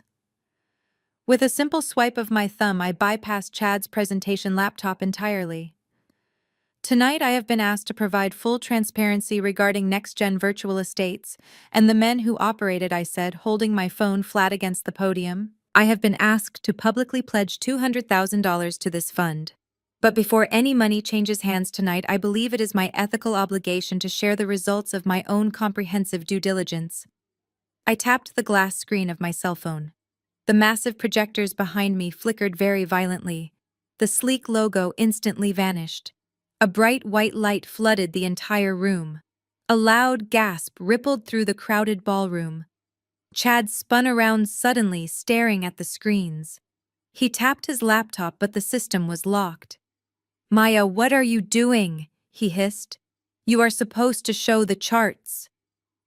I ignored his desperate pleading, looking directly at the audience. Calvin's smirk was replaced by sheer terror. He realized his email held no power. The stage was perfectly set. I gripped the microphone tightly. I prepared to deliver the most devastating presentation of my career. I tapped the screen of my phone once more. The bright white light on the massive projectors instantly shifted into two high-resolution document scans displayed side by side for the entire ballroom to see. On the left side of the screen was the official registered deed to the Rosewood Estate Irrevocable Trust, clearly showing my full legal name as the sole trustee and chief executive officer. On the right side was the home equity line of credit origination form for $150,000. The text was magnified, so the details were impossible to miss. I directed their attention to the bottom of the right document. If you look closely at the signature line on the right, I said, my voice booming through the premium speakers, you will clearly see my name. However, I absolutely did not sign that legal document. The man sitting right there in the front row, my father Calvin, forged my signature. He committed federal mortgage fraud against a property he does not even own to secure the exact seed capital Chad just bragged about. The collective gasp from the high society crowd was deafening. I watched as wealthy investors physically recoiled in their plush velvet seats. Waiters froze in place, stopping mid-pour as expensive champagne spilled over the rims of crystal flutes. The silence that immediately followed the gasp was heavy and completely suffocating. Chad scrambled across the stage, frantically mashing the keys on his locked presentation laptop. "Shut it down," he yelled at the sound booth operator stationed in the back of the room. "Cut the power to the screens right now." But the operator simply stood there, looking completely bewildered by the sudden chaos. I did not stop speaking. That $150,000 was not used to develop digital real estate. I continued, mercilessly driving the final nail into his coffin. Chad transferred the stolen funds into 3 offshore sports betting accounts and signed a 12-month luxury condo lease for his 22-year-old mistress. Destiny let out a loud, agonizing sob from the front row, burying her face in her hands as the humiliation washed over her again. Calvin stood up quickly, his chair scraping violently against the polished wooden floor. "Maya, that is enough," he commanded, trying desperately to salvage whatever shred of authority he mistakenly thought he still possessed. "You are lying. You are having a severe mental breakdown. Someone please take the microphone away from her." He looked around the room with wild, terrified eyes, hoping the wealthy crowd would somehow side with him. Instead of arguing with his pathetic denial, I simply pressed another button on the screen of my cell phone. The visual documents faded to black, and a crisp audio recording began to play loudly through the premium surround sound system. It was the dashboard camera audio from the corporate leased vehicle he had tried to steal. Calvin's recorded voice filled the grand ballroom, sounding incredibly loud, aggressive, and completely unhinged. "You owe me for the roof I put over your head for 18 years, Maya. Back rent, payable immediately. And if you think you can sit there and ignore me, I have already found a buyer for that fancy Audi of yours. Give me the $25,000 or the car is mine." The recording perfectly captured the undeniable sound of him banging his heavy fist against the wooden dining table. It echoed through the ballroom, exposing the exact, terrifying moment my father tried to violently extort his own daughter. The wealthy investors who had been just moments away from writing massive checks immediately realized they were sitting in the middle of a massive criminal conspiracy. They reached into their tailored suit jackets and expensive designer purses. They pulled out their smartphones, rapidly opening their banking applications to cancel any pending wire transfers. I watched an elderly man in a sharp velvet dinner jacket tear a freshly written check perfectly in half and drop the torn pieces directly into his half-empty champagne flute in pure disgust. Chad finally realized his entire fake corporate life was collapsing in real time. He abandoned his locked laptop and sprinted across the wide stage toward the heavy black power cords connected to the main projector unit. He dropped to his knees, ruining his expensive rented tuxedo, and frantically yanked at the thick cables with both hands. The massive projectors sparked, hissed, and finally died, plunging the stage back into semi-darkness. But it was entirely too late. The irreversible damage was permanently done. The damning evidence had already been completely digested by every single person in the room. I stood tall in the dim light of the stage, gripping the microphone tightly. "You invited me here tonight to endorse a massive scam," I said, my voice echoing cleanly over the chaotic murmuring of the fleeing investors. "You threatened to ruin my professional reputation if I did not blindly hand you $200,000 of my hard-earned money. But my entire career is built on identifying and exposing catastrophic financial risks. And Next-Gen Virtual Estates is nothing but a fraudulent shell company built entirely on stolen money, forged documents, and shattered family trust." My mother, Brenda, grabbed Calvin's arm tightly, her face pale with absolute horror, as she watched the wealthy elite treating them like a contagious disease.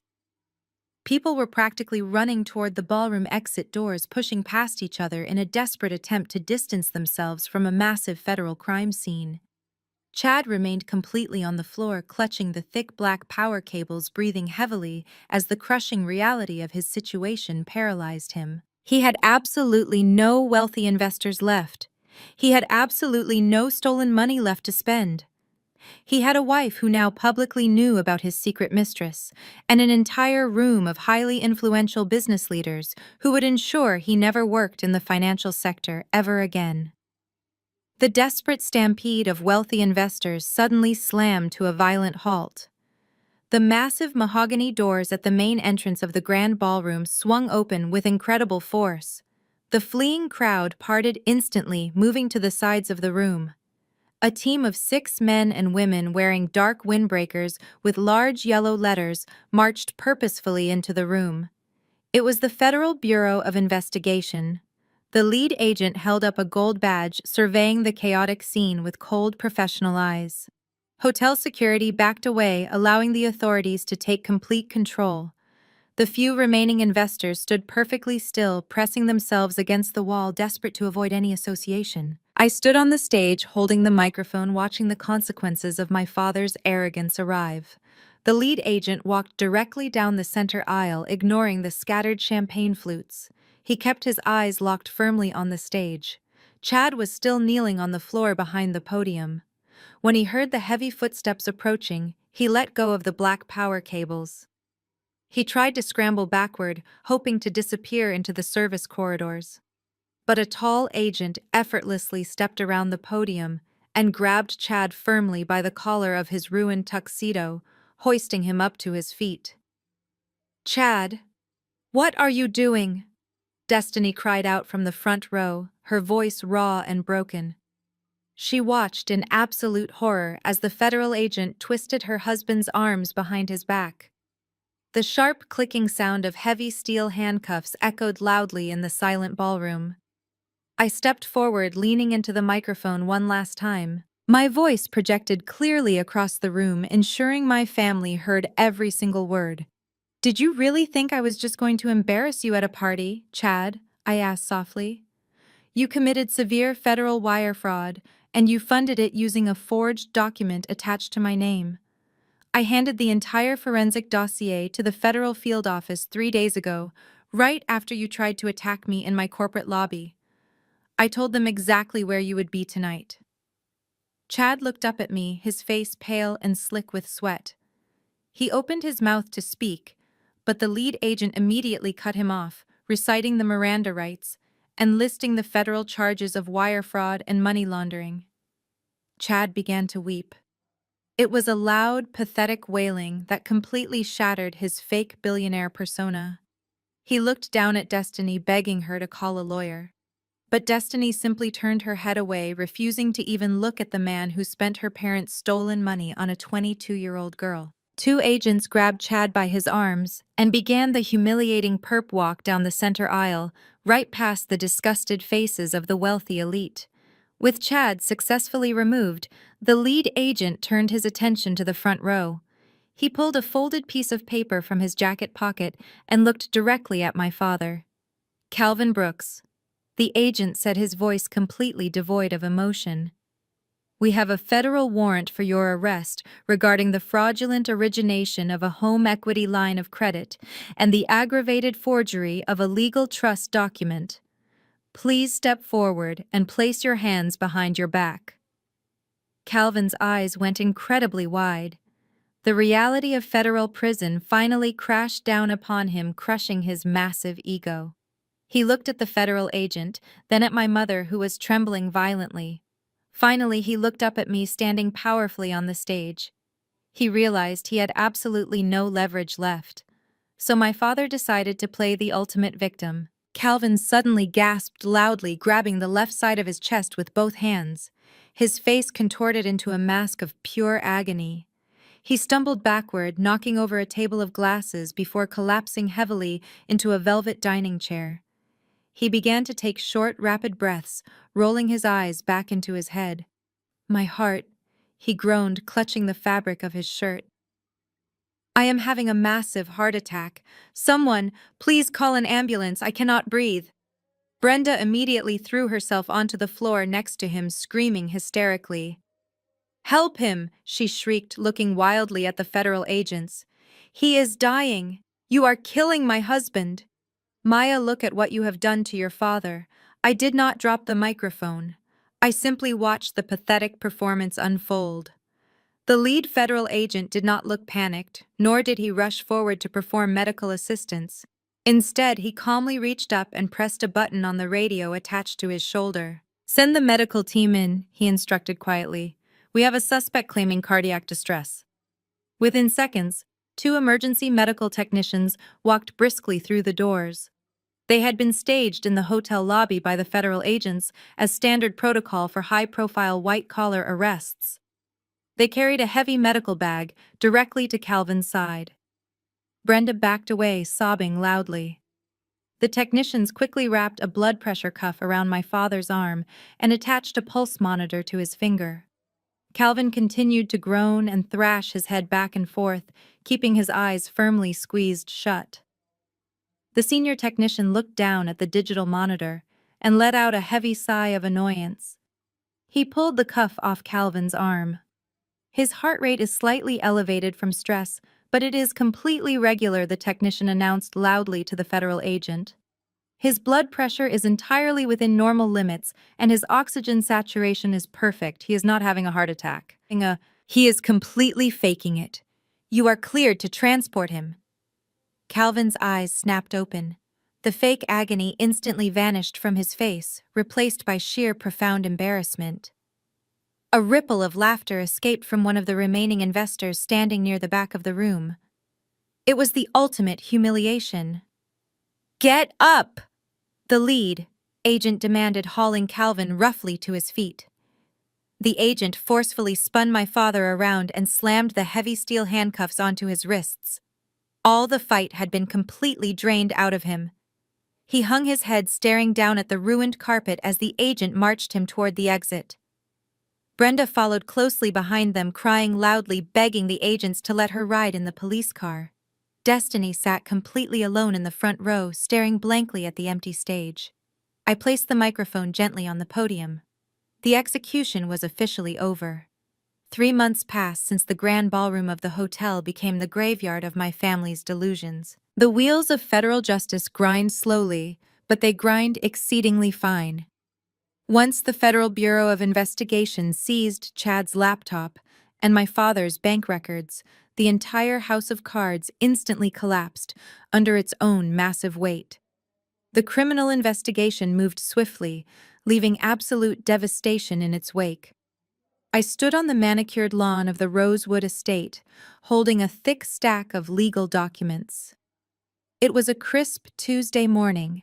I was accompanied by Marcus, my estate attorney, and 2 armed county sheriffs. The eviction notice had been served 30 days prior, but Calvin and Brenda naturally believed they were somehow above the law. They thought if they just ignored the certified letters, the reality of their situation would magically disappear. They were incredibly wrong. The sheriffs knocked loudly on the heavy oak front door. When Brenda finally opened it, she looked like a completely different person. The arrogant, wealthy matriarch was gone. She wore a faded bathrobe, her hair unkempt, and her eyes swollen from endless crying. She stared at the officers, then looked past them to see me standing near the driveway. "Maya, please," she whispered, her voice cracking. "Where are we supposed to go?" I did not answer her. I simply nodded to Marcus, who handed her the final notice of property seizure.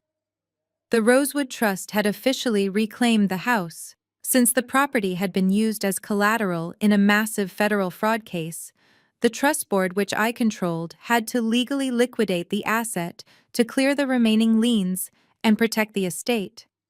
The house was already sold to a corporate developer.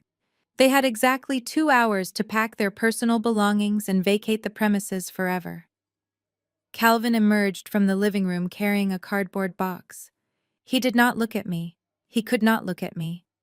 The man who once demanded $25,000 in fake back rent was now a convicted felon. He had ultimately taken a plea deal to avoid serving a decade in federal prison. The terms of his agreement were incredibly harsh but entirely fair. He was sentenced to 5 years of strict federal probation. He was legally barred from holding any financial accounts or signing any binding contracts without government approval. But the most devastating blow to his massive ego was the court-ordered restitution. He owed the Internal Revenue Service and the defrauded bank hundreds of thousands of dollars in fines and penalties. To meet his mandatory monthly payments, Calvin, the former proud church deacon and self-proclaimed angel investor, was forced to take a minimum wage job. He now worked the overnight shift as a janitor at a massive commercial warehouse. He spent his nights mopping concrete floors and emptying trash cans for a boss who was half his age. The man who thought he was a king was now pushing a mop bucket to pay off a massive debt he created entirely by himself. I watched them load their cheap suitcases into the back of a rented moving van. They were moving into a cramped one-bedroom apartment on the worst side of town. The transition from a sprawling colonial home to a tiny rundown unit was the exact reality they had actually earned. There were no country club friends left to help them. The church congregation had completely turned their backs on Calvin. After the details of his fraud became public news, they were entirely isolated in their own misery. As the moving van slowly backed out of the driveway, a beat-up sedan pulled up to the curb. Destiny stepped out. She looked absolutely exhausted. The flawless designer clothes and expensive weaves were completely gone. She wore a standard blue polo shirt with a plastic name tag pinned to her chest. It was the uniform of a local discount retail store.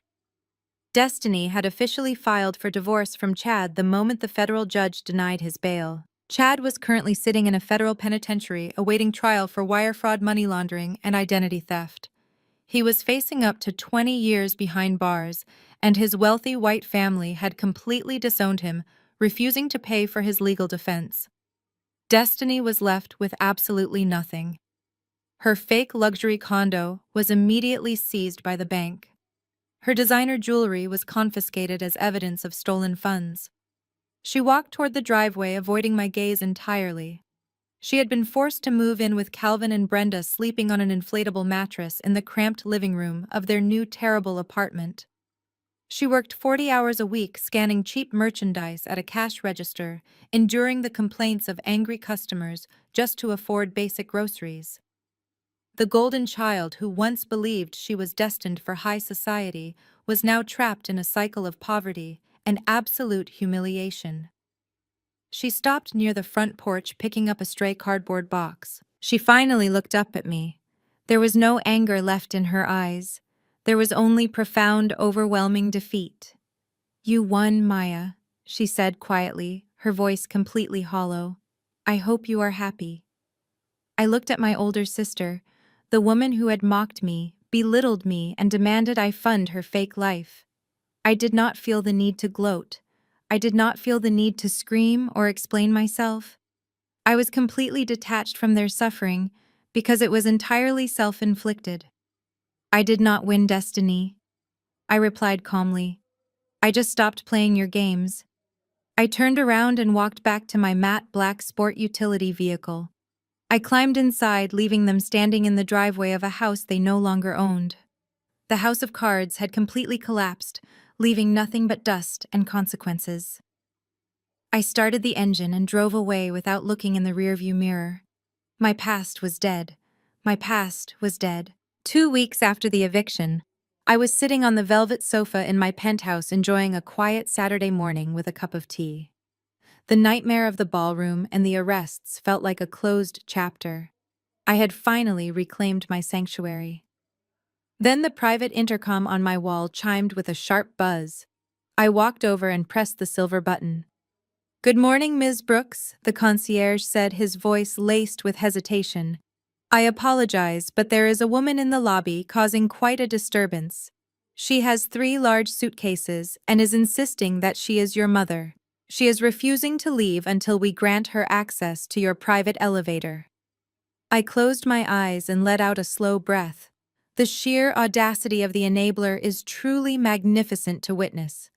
After the federal fraud, the public humiliation and the loss of the estate, Brenda still believed she could manipulate her way into my luxury lifestyle. She thought my boundaries were temporary obstacles she could cry her way through. "Please ask security to hold her there," I instructed the concierge, keeping my voice level. "Do not let her past the marble desk. I will be down soon." I walked into my home office and opened the locked drawer of my desk. I pulled out a thick, legally sealed envelope that Marcus had prepared for me weeks ago. I knew this day would eventually come. Brenda was incapable of surviving without a host to leech off of, and with Calvin mopping floors and Destiny scanning barcodes, she was out of options. I grabbed the envelope, slipped on my shoes, and took the elevator down to the ground floor. When the polished steel doors opened, the scene in the lobby was almost comical in its desperation. The lobby of my building was a masterpiece of modern architecture with imported marble floors and highly discreet staff. Slumped dramatically on a pristine white leather bench was my mother. She was surrounded by 3 battered, oversized suitcases. She was weeping loudly, dabbing her eyes with a crumpled tissue and putting on a performance for the uncomfortable residents trying to pick up their coffee. "Maya," she wailed the second she saw me step out of the elevator. She pushed herself off the bench and stumbled toward me, arms outstretched as if preparing for a maternal embrace. "Maya, my beautiful daughter, you have to help me. I cannot live in that horrible apartment anymore. Your father is constantly angry. Destiny is always complaining. I packed my things this morning. I knew you would not let your own mother suffer like this." I took a deliberate step backward, holding my hand up to stop her from touching me. "You cannot stay here, Brenda," I said, my voice echoing coldly across the quiet lobby. "You do not belong here." Her fake tears instantly dried up, replaced by a flash of the old entitled rage. "How can you be so incredibly heartless?" She snapped, her voice rising an octave to ensure the security guards could hear every single word. "I gave you life. I raised you.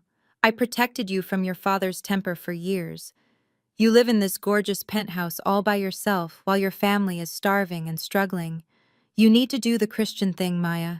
You need to open your home to your mother. The Lord commands you to honor your parents." I stared at her, letting the absolute absurdity of her religious guilt trip hang in the air.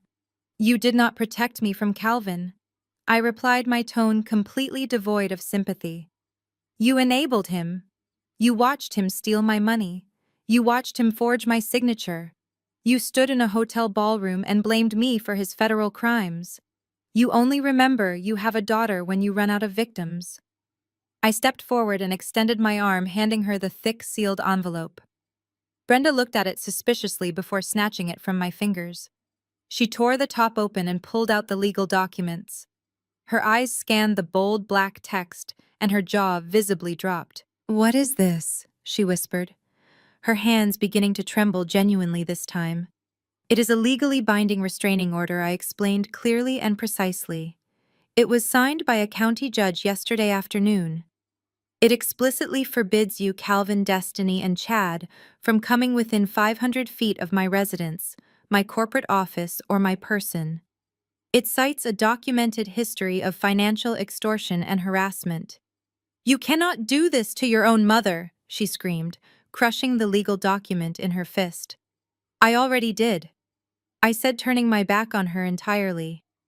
I walked over to the marble concierge desk where the head of building security was standing quietly. "Gentlemen," I said, addressing the security staff, "you have a copy of this legal order on file. If this woman or anyone from my family ever steps foot on this property again, you are not to call me.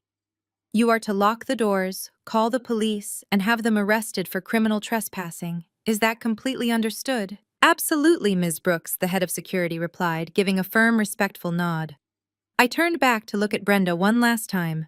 She was standing among her cheap suitcases, looking incredibly small and utterly defeated. The reality of her situation had finally broken through her massive wall of delusion. There was no safety net. There was no golden child to save her. There was only the consequences of a lifetime of toxic choices. "Please escort this woman off the premises," I instructed the guards. I walked back to the private elevator, stepped inside, and pressed the shiny top button.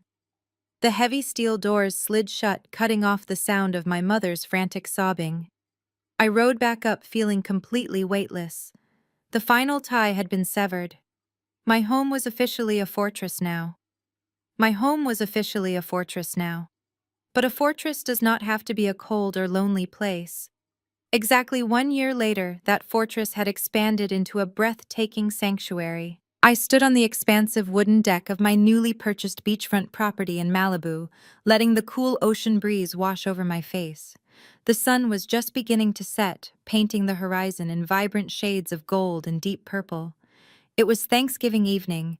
I had purchased this massive modern home entirely with my own corporate bonuses and careful market investments. It was a tangible symbol of my absolute independence. When I signed the closing papers, there was no fear of hidden federal liens or forged signatures. The title was pristine, and it belonged exclusively to me. In the past, Thanksgiving was a holiday I actively dreaded. It used to mean driving to that suffocating colonial house carrying expensive groceries that I had fully paid for, only to be insulted the moment I walked through the front door. It meant listening to Calvin brag about his fake investments while he carved a turkey I had financed. It meant watching Destiny parade around in designer outfits I had subsidized while my mother made passive-aggressive comments about my career choices and my personal life. It was the ultimate display of the black tax. That is the unspoken toxic rule that because I had achieved financial success, I was permanently obligated to carry the dead weight of my family.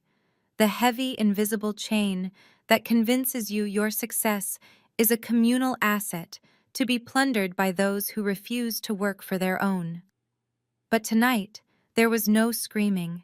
There was no belittling. There was absolutely no tension hanging in the air. The only sounds filling my massive open-concept kitchen were the rhythmic crashing of the ocean waves outside and the warm, booming laughter of the people I actually loved. I walked back inside, sliding the heavy glass doors shut behind me. The long marble kitchen island was covered in an incredible spread of food. But I had not cooked all of it myself, and I certainly had not paid for all of it alone. Everyone had contributed out of love, not obligation. Marcus, my brilliant estate attorney, was standing by the double ovens, carefully checking the internal temperature of a perfectly roasted turkey. He had brought his husband David and their two energetic golden retrievers, who were currently sleeping happily by the stone fireplace. Sitting at the long oak dining table was Sarah, my senior mentor from the financial firm who had guided my career since I was a junior analyst. She was pouring a glass of expensive red wine for my best friend Elena, who had flown in all the way from Chicago just to spend the holiday with me. When the federal indictments against my father and Chad had hit the local news cycle, Elena and Sarah had been my absolute rocks. They shielded me from corporate gossip and held my hand through the emotional fallout. They never judged me for the criminal actions of my parents. These were not blood relatives. They were my chosen family. They were the people who celebrated my victories instead of envying them. They were the people who respected my boundaries instead of actively trying to destroy them. I leaned against the marble counter, just watching them interact. For 34 years, I had desperately chased the conditional love of a family that only viewed me as an automated teller machine. I had allowed myself to be emotionally battered because society constantly preaches that blood is thicker than water. Society tells women, especially successful Black women, that we must endure abuse in the name of loyalty. We are told to shrink ourselves to make others comfortable. But looking around my beautiful home, I realized that water is essential for life, while toxic blood will simply poison your entire system. Dinner was served right as the sky turned completely dark. We sat around the massive wooden table, passing heavy bowls of garlic mashed potatoes and honey-glazed root vegetables. There was no head of the table. There was no patriarch demanding absolute obedience and threatening to steal my car. We were simply equals sharing a beautiful meal in total harmony. Toward the end of the dinner, Marcus raised his crystal wine glass, tapping it gently with his silver fork. The table went quiet, turning to look at him with warm, supportive smiles. "I want to propose a toast," Marcus said, his voice full of genuine affection. "To Maya. A year ago, you walked through one of the most difficult trials a person can face. You were forced to tear down your entire foundation to protect yourself. But look at what you have built from the ashes. You built a life of total authenticity and absolute peace. You protected your peace with a titanium shield. We are so incredibly proud of the woman you are." The table erupted in cheers, and the joyful clinking of glasses. I felt a sudden warmth building in my chest, but it was not the heavy, suffocating anxiety I used to feel at family dinners. It was pure, unadulterated joy. I raised my glass to meet theirs, taking a deep, steadying breath. "Thank you," I said softly, looking at each of their faces. "Thank you for showing me what a real family actually looks like." As we ate dessert and laughed late into the evening, I realized that I had finally accomplished the most important financial and emotional maneuver of my entire life. I had completely broken the generational curse. I had stopped the cycle of financial abuse and emotional manipulation dead in its tracks.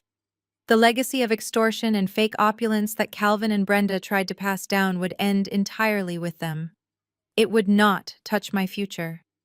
I had paid a heavy emotional price for my freedom, but as I looked out at the dark ocean waves rolling peacefully toward the shore, I knew the investment had yielded the greatest return imaginable. The trauma was finally over. I was completely free to live my soft life entirely on my own terms, without ever looking back. I stepped away from the warmth of the dining room and walked back out onto the expansive wooden deck. The cool ocean breeze felt incredibly refreshing against my skin. The sky above Malibu was completely clear, revealing a massive canopy of bright silver stars. I leaned against the thick glass railing and listened to the rhythmic crashing of the waves against the shore below. Inside my home, the sounds of genuine laughter and clinking wine glasses continued to ring out. It was a beautiful symphony of peace. I took a deep breath, filling my lungs with the salty sea air, and allowed myself a moment of pure, uninterrupted reflection. For over 3 decades, I had been carrying a suffocating weight on my shoulders. It was a burden placed on me by the very people who were supposed to protect and nurture me. I looked down at my hands resting on the cool glass. They were no longer trembling with anxiety.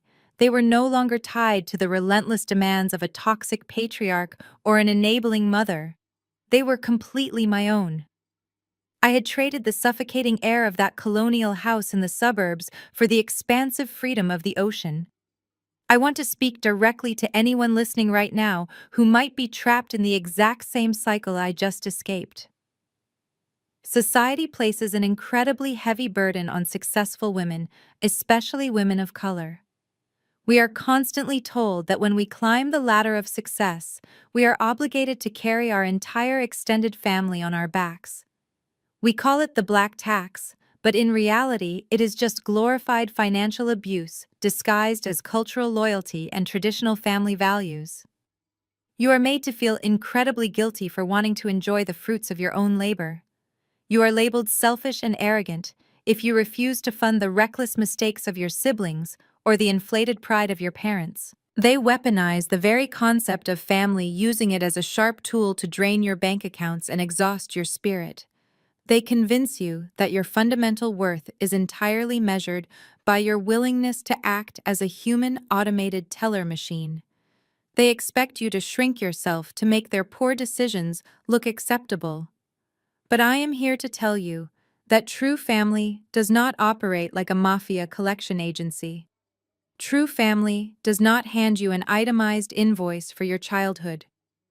True family celebrates your success instead of plotting in the shadows on how to quietly steal it. When I look back at the chaotic destruction of my biological family, I do not feel anger anymore. I do not feel sadness or regret. I just feel a profound, overwhelming sense of clarity. Calvin believed that his authority as a father gave him the divine right to commit severe federal crimes in my name. He thought his sheer arrogance would act as a permanent shield against the law. He thought the rules simply did not apply to him because he was the patriarch. Now he is spending his retirement mopping warehouse floors under the crushing weight of strict federal probation. Brenda spent her entire adult life protecting a deeply flawed man and actively attacking the only daughter who actually kept a roof over her head. She chose the illusion of a perfect marriage over the reality of a devoted child. Now she is isolated in a cramped apartment, entirely dependent on the meager minimum wages of the husband she used to blindly worship.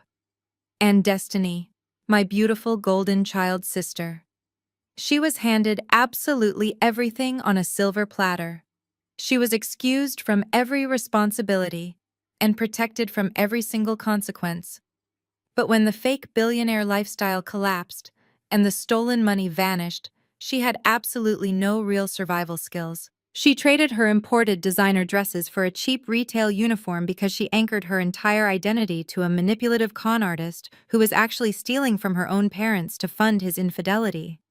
They built their own prisons brick by brick out of pure greed and entitlement. The hardest lesson I ever had to learn was that setting strict, unbreakable boundaries does not make you a bad person. It makes you a survivor. For years, I thought if I just paid one more credit card bill or covered one more secret debt, they would finally respect me. I thought my generosity would eventually earn their genuine love. But financial appeasement never buys genuine respect. It only buys temporary compliance until the next outrageous demand arrives. You cannot purchase love from people who view you solely as an endless disposable resource. The day Calvin slammed that ridiculous piece of paper onto the Sunday dinner table was the greatest turning point of my entire existence. He thought he was intimidating me into absolute submission. He thought he was locking me into a permanent cycle of debt and psychological guilt. But he completely miscalculated the strength and the intelligence of the woman he raised.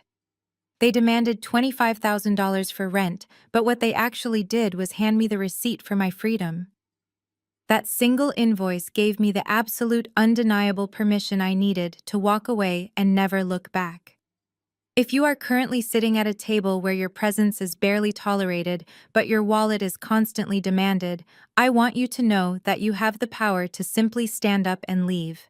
You do not have to explain yourself. You do not have to argue with people who are committed to misunderstanding you. You are allowed to protect your peace at all costs. You are absolutely allowed to live a beautiful, soft life entirely on your own terms. Have you ever had to establish a hard boundary with a toxic family member who tried to manipulate you financially or emotionally? I would love to read your stories of survival and independence in the comments below. Please hit the like button and subscribe to the channel for more stories of surviving, thriving, and breaking generational curses. Thank you so much for listening to my journey today. Remember that your peace is absolutely priceless, and your freedom is never up for negotiation. Maya's harrowing journey through familial betrayal and extortion highlights a profound and often unspoken truth. Biological relation does not entitle anyone to your hard-earned success.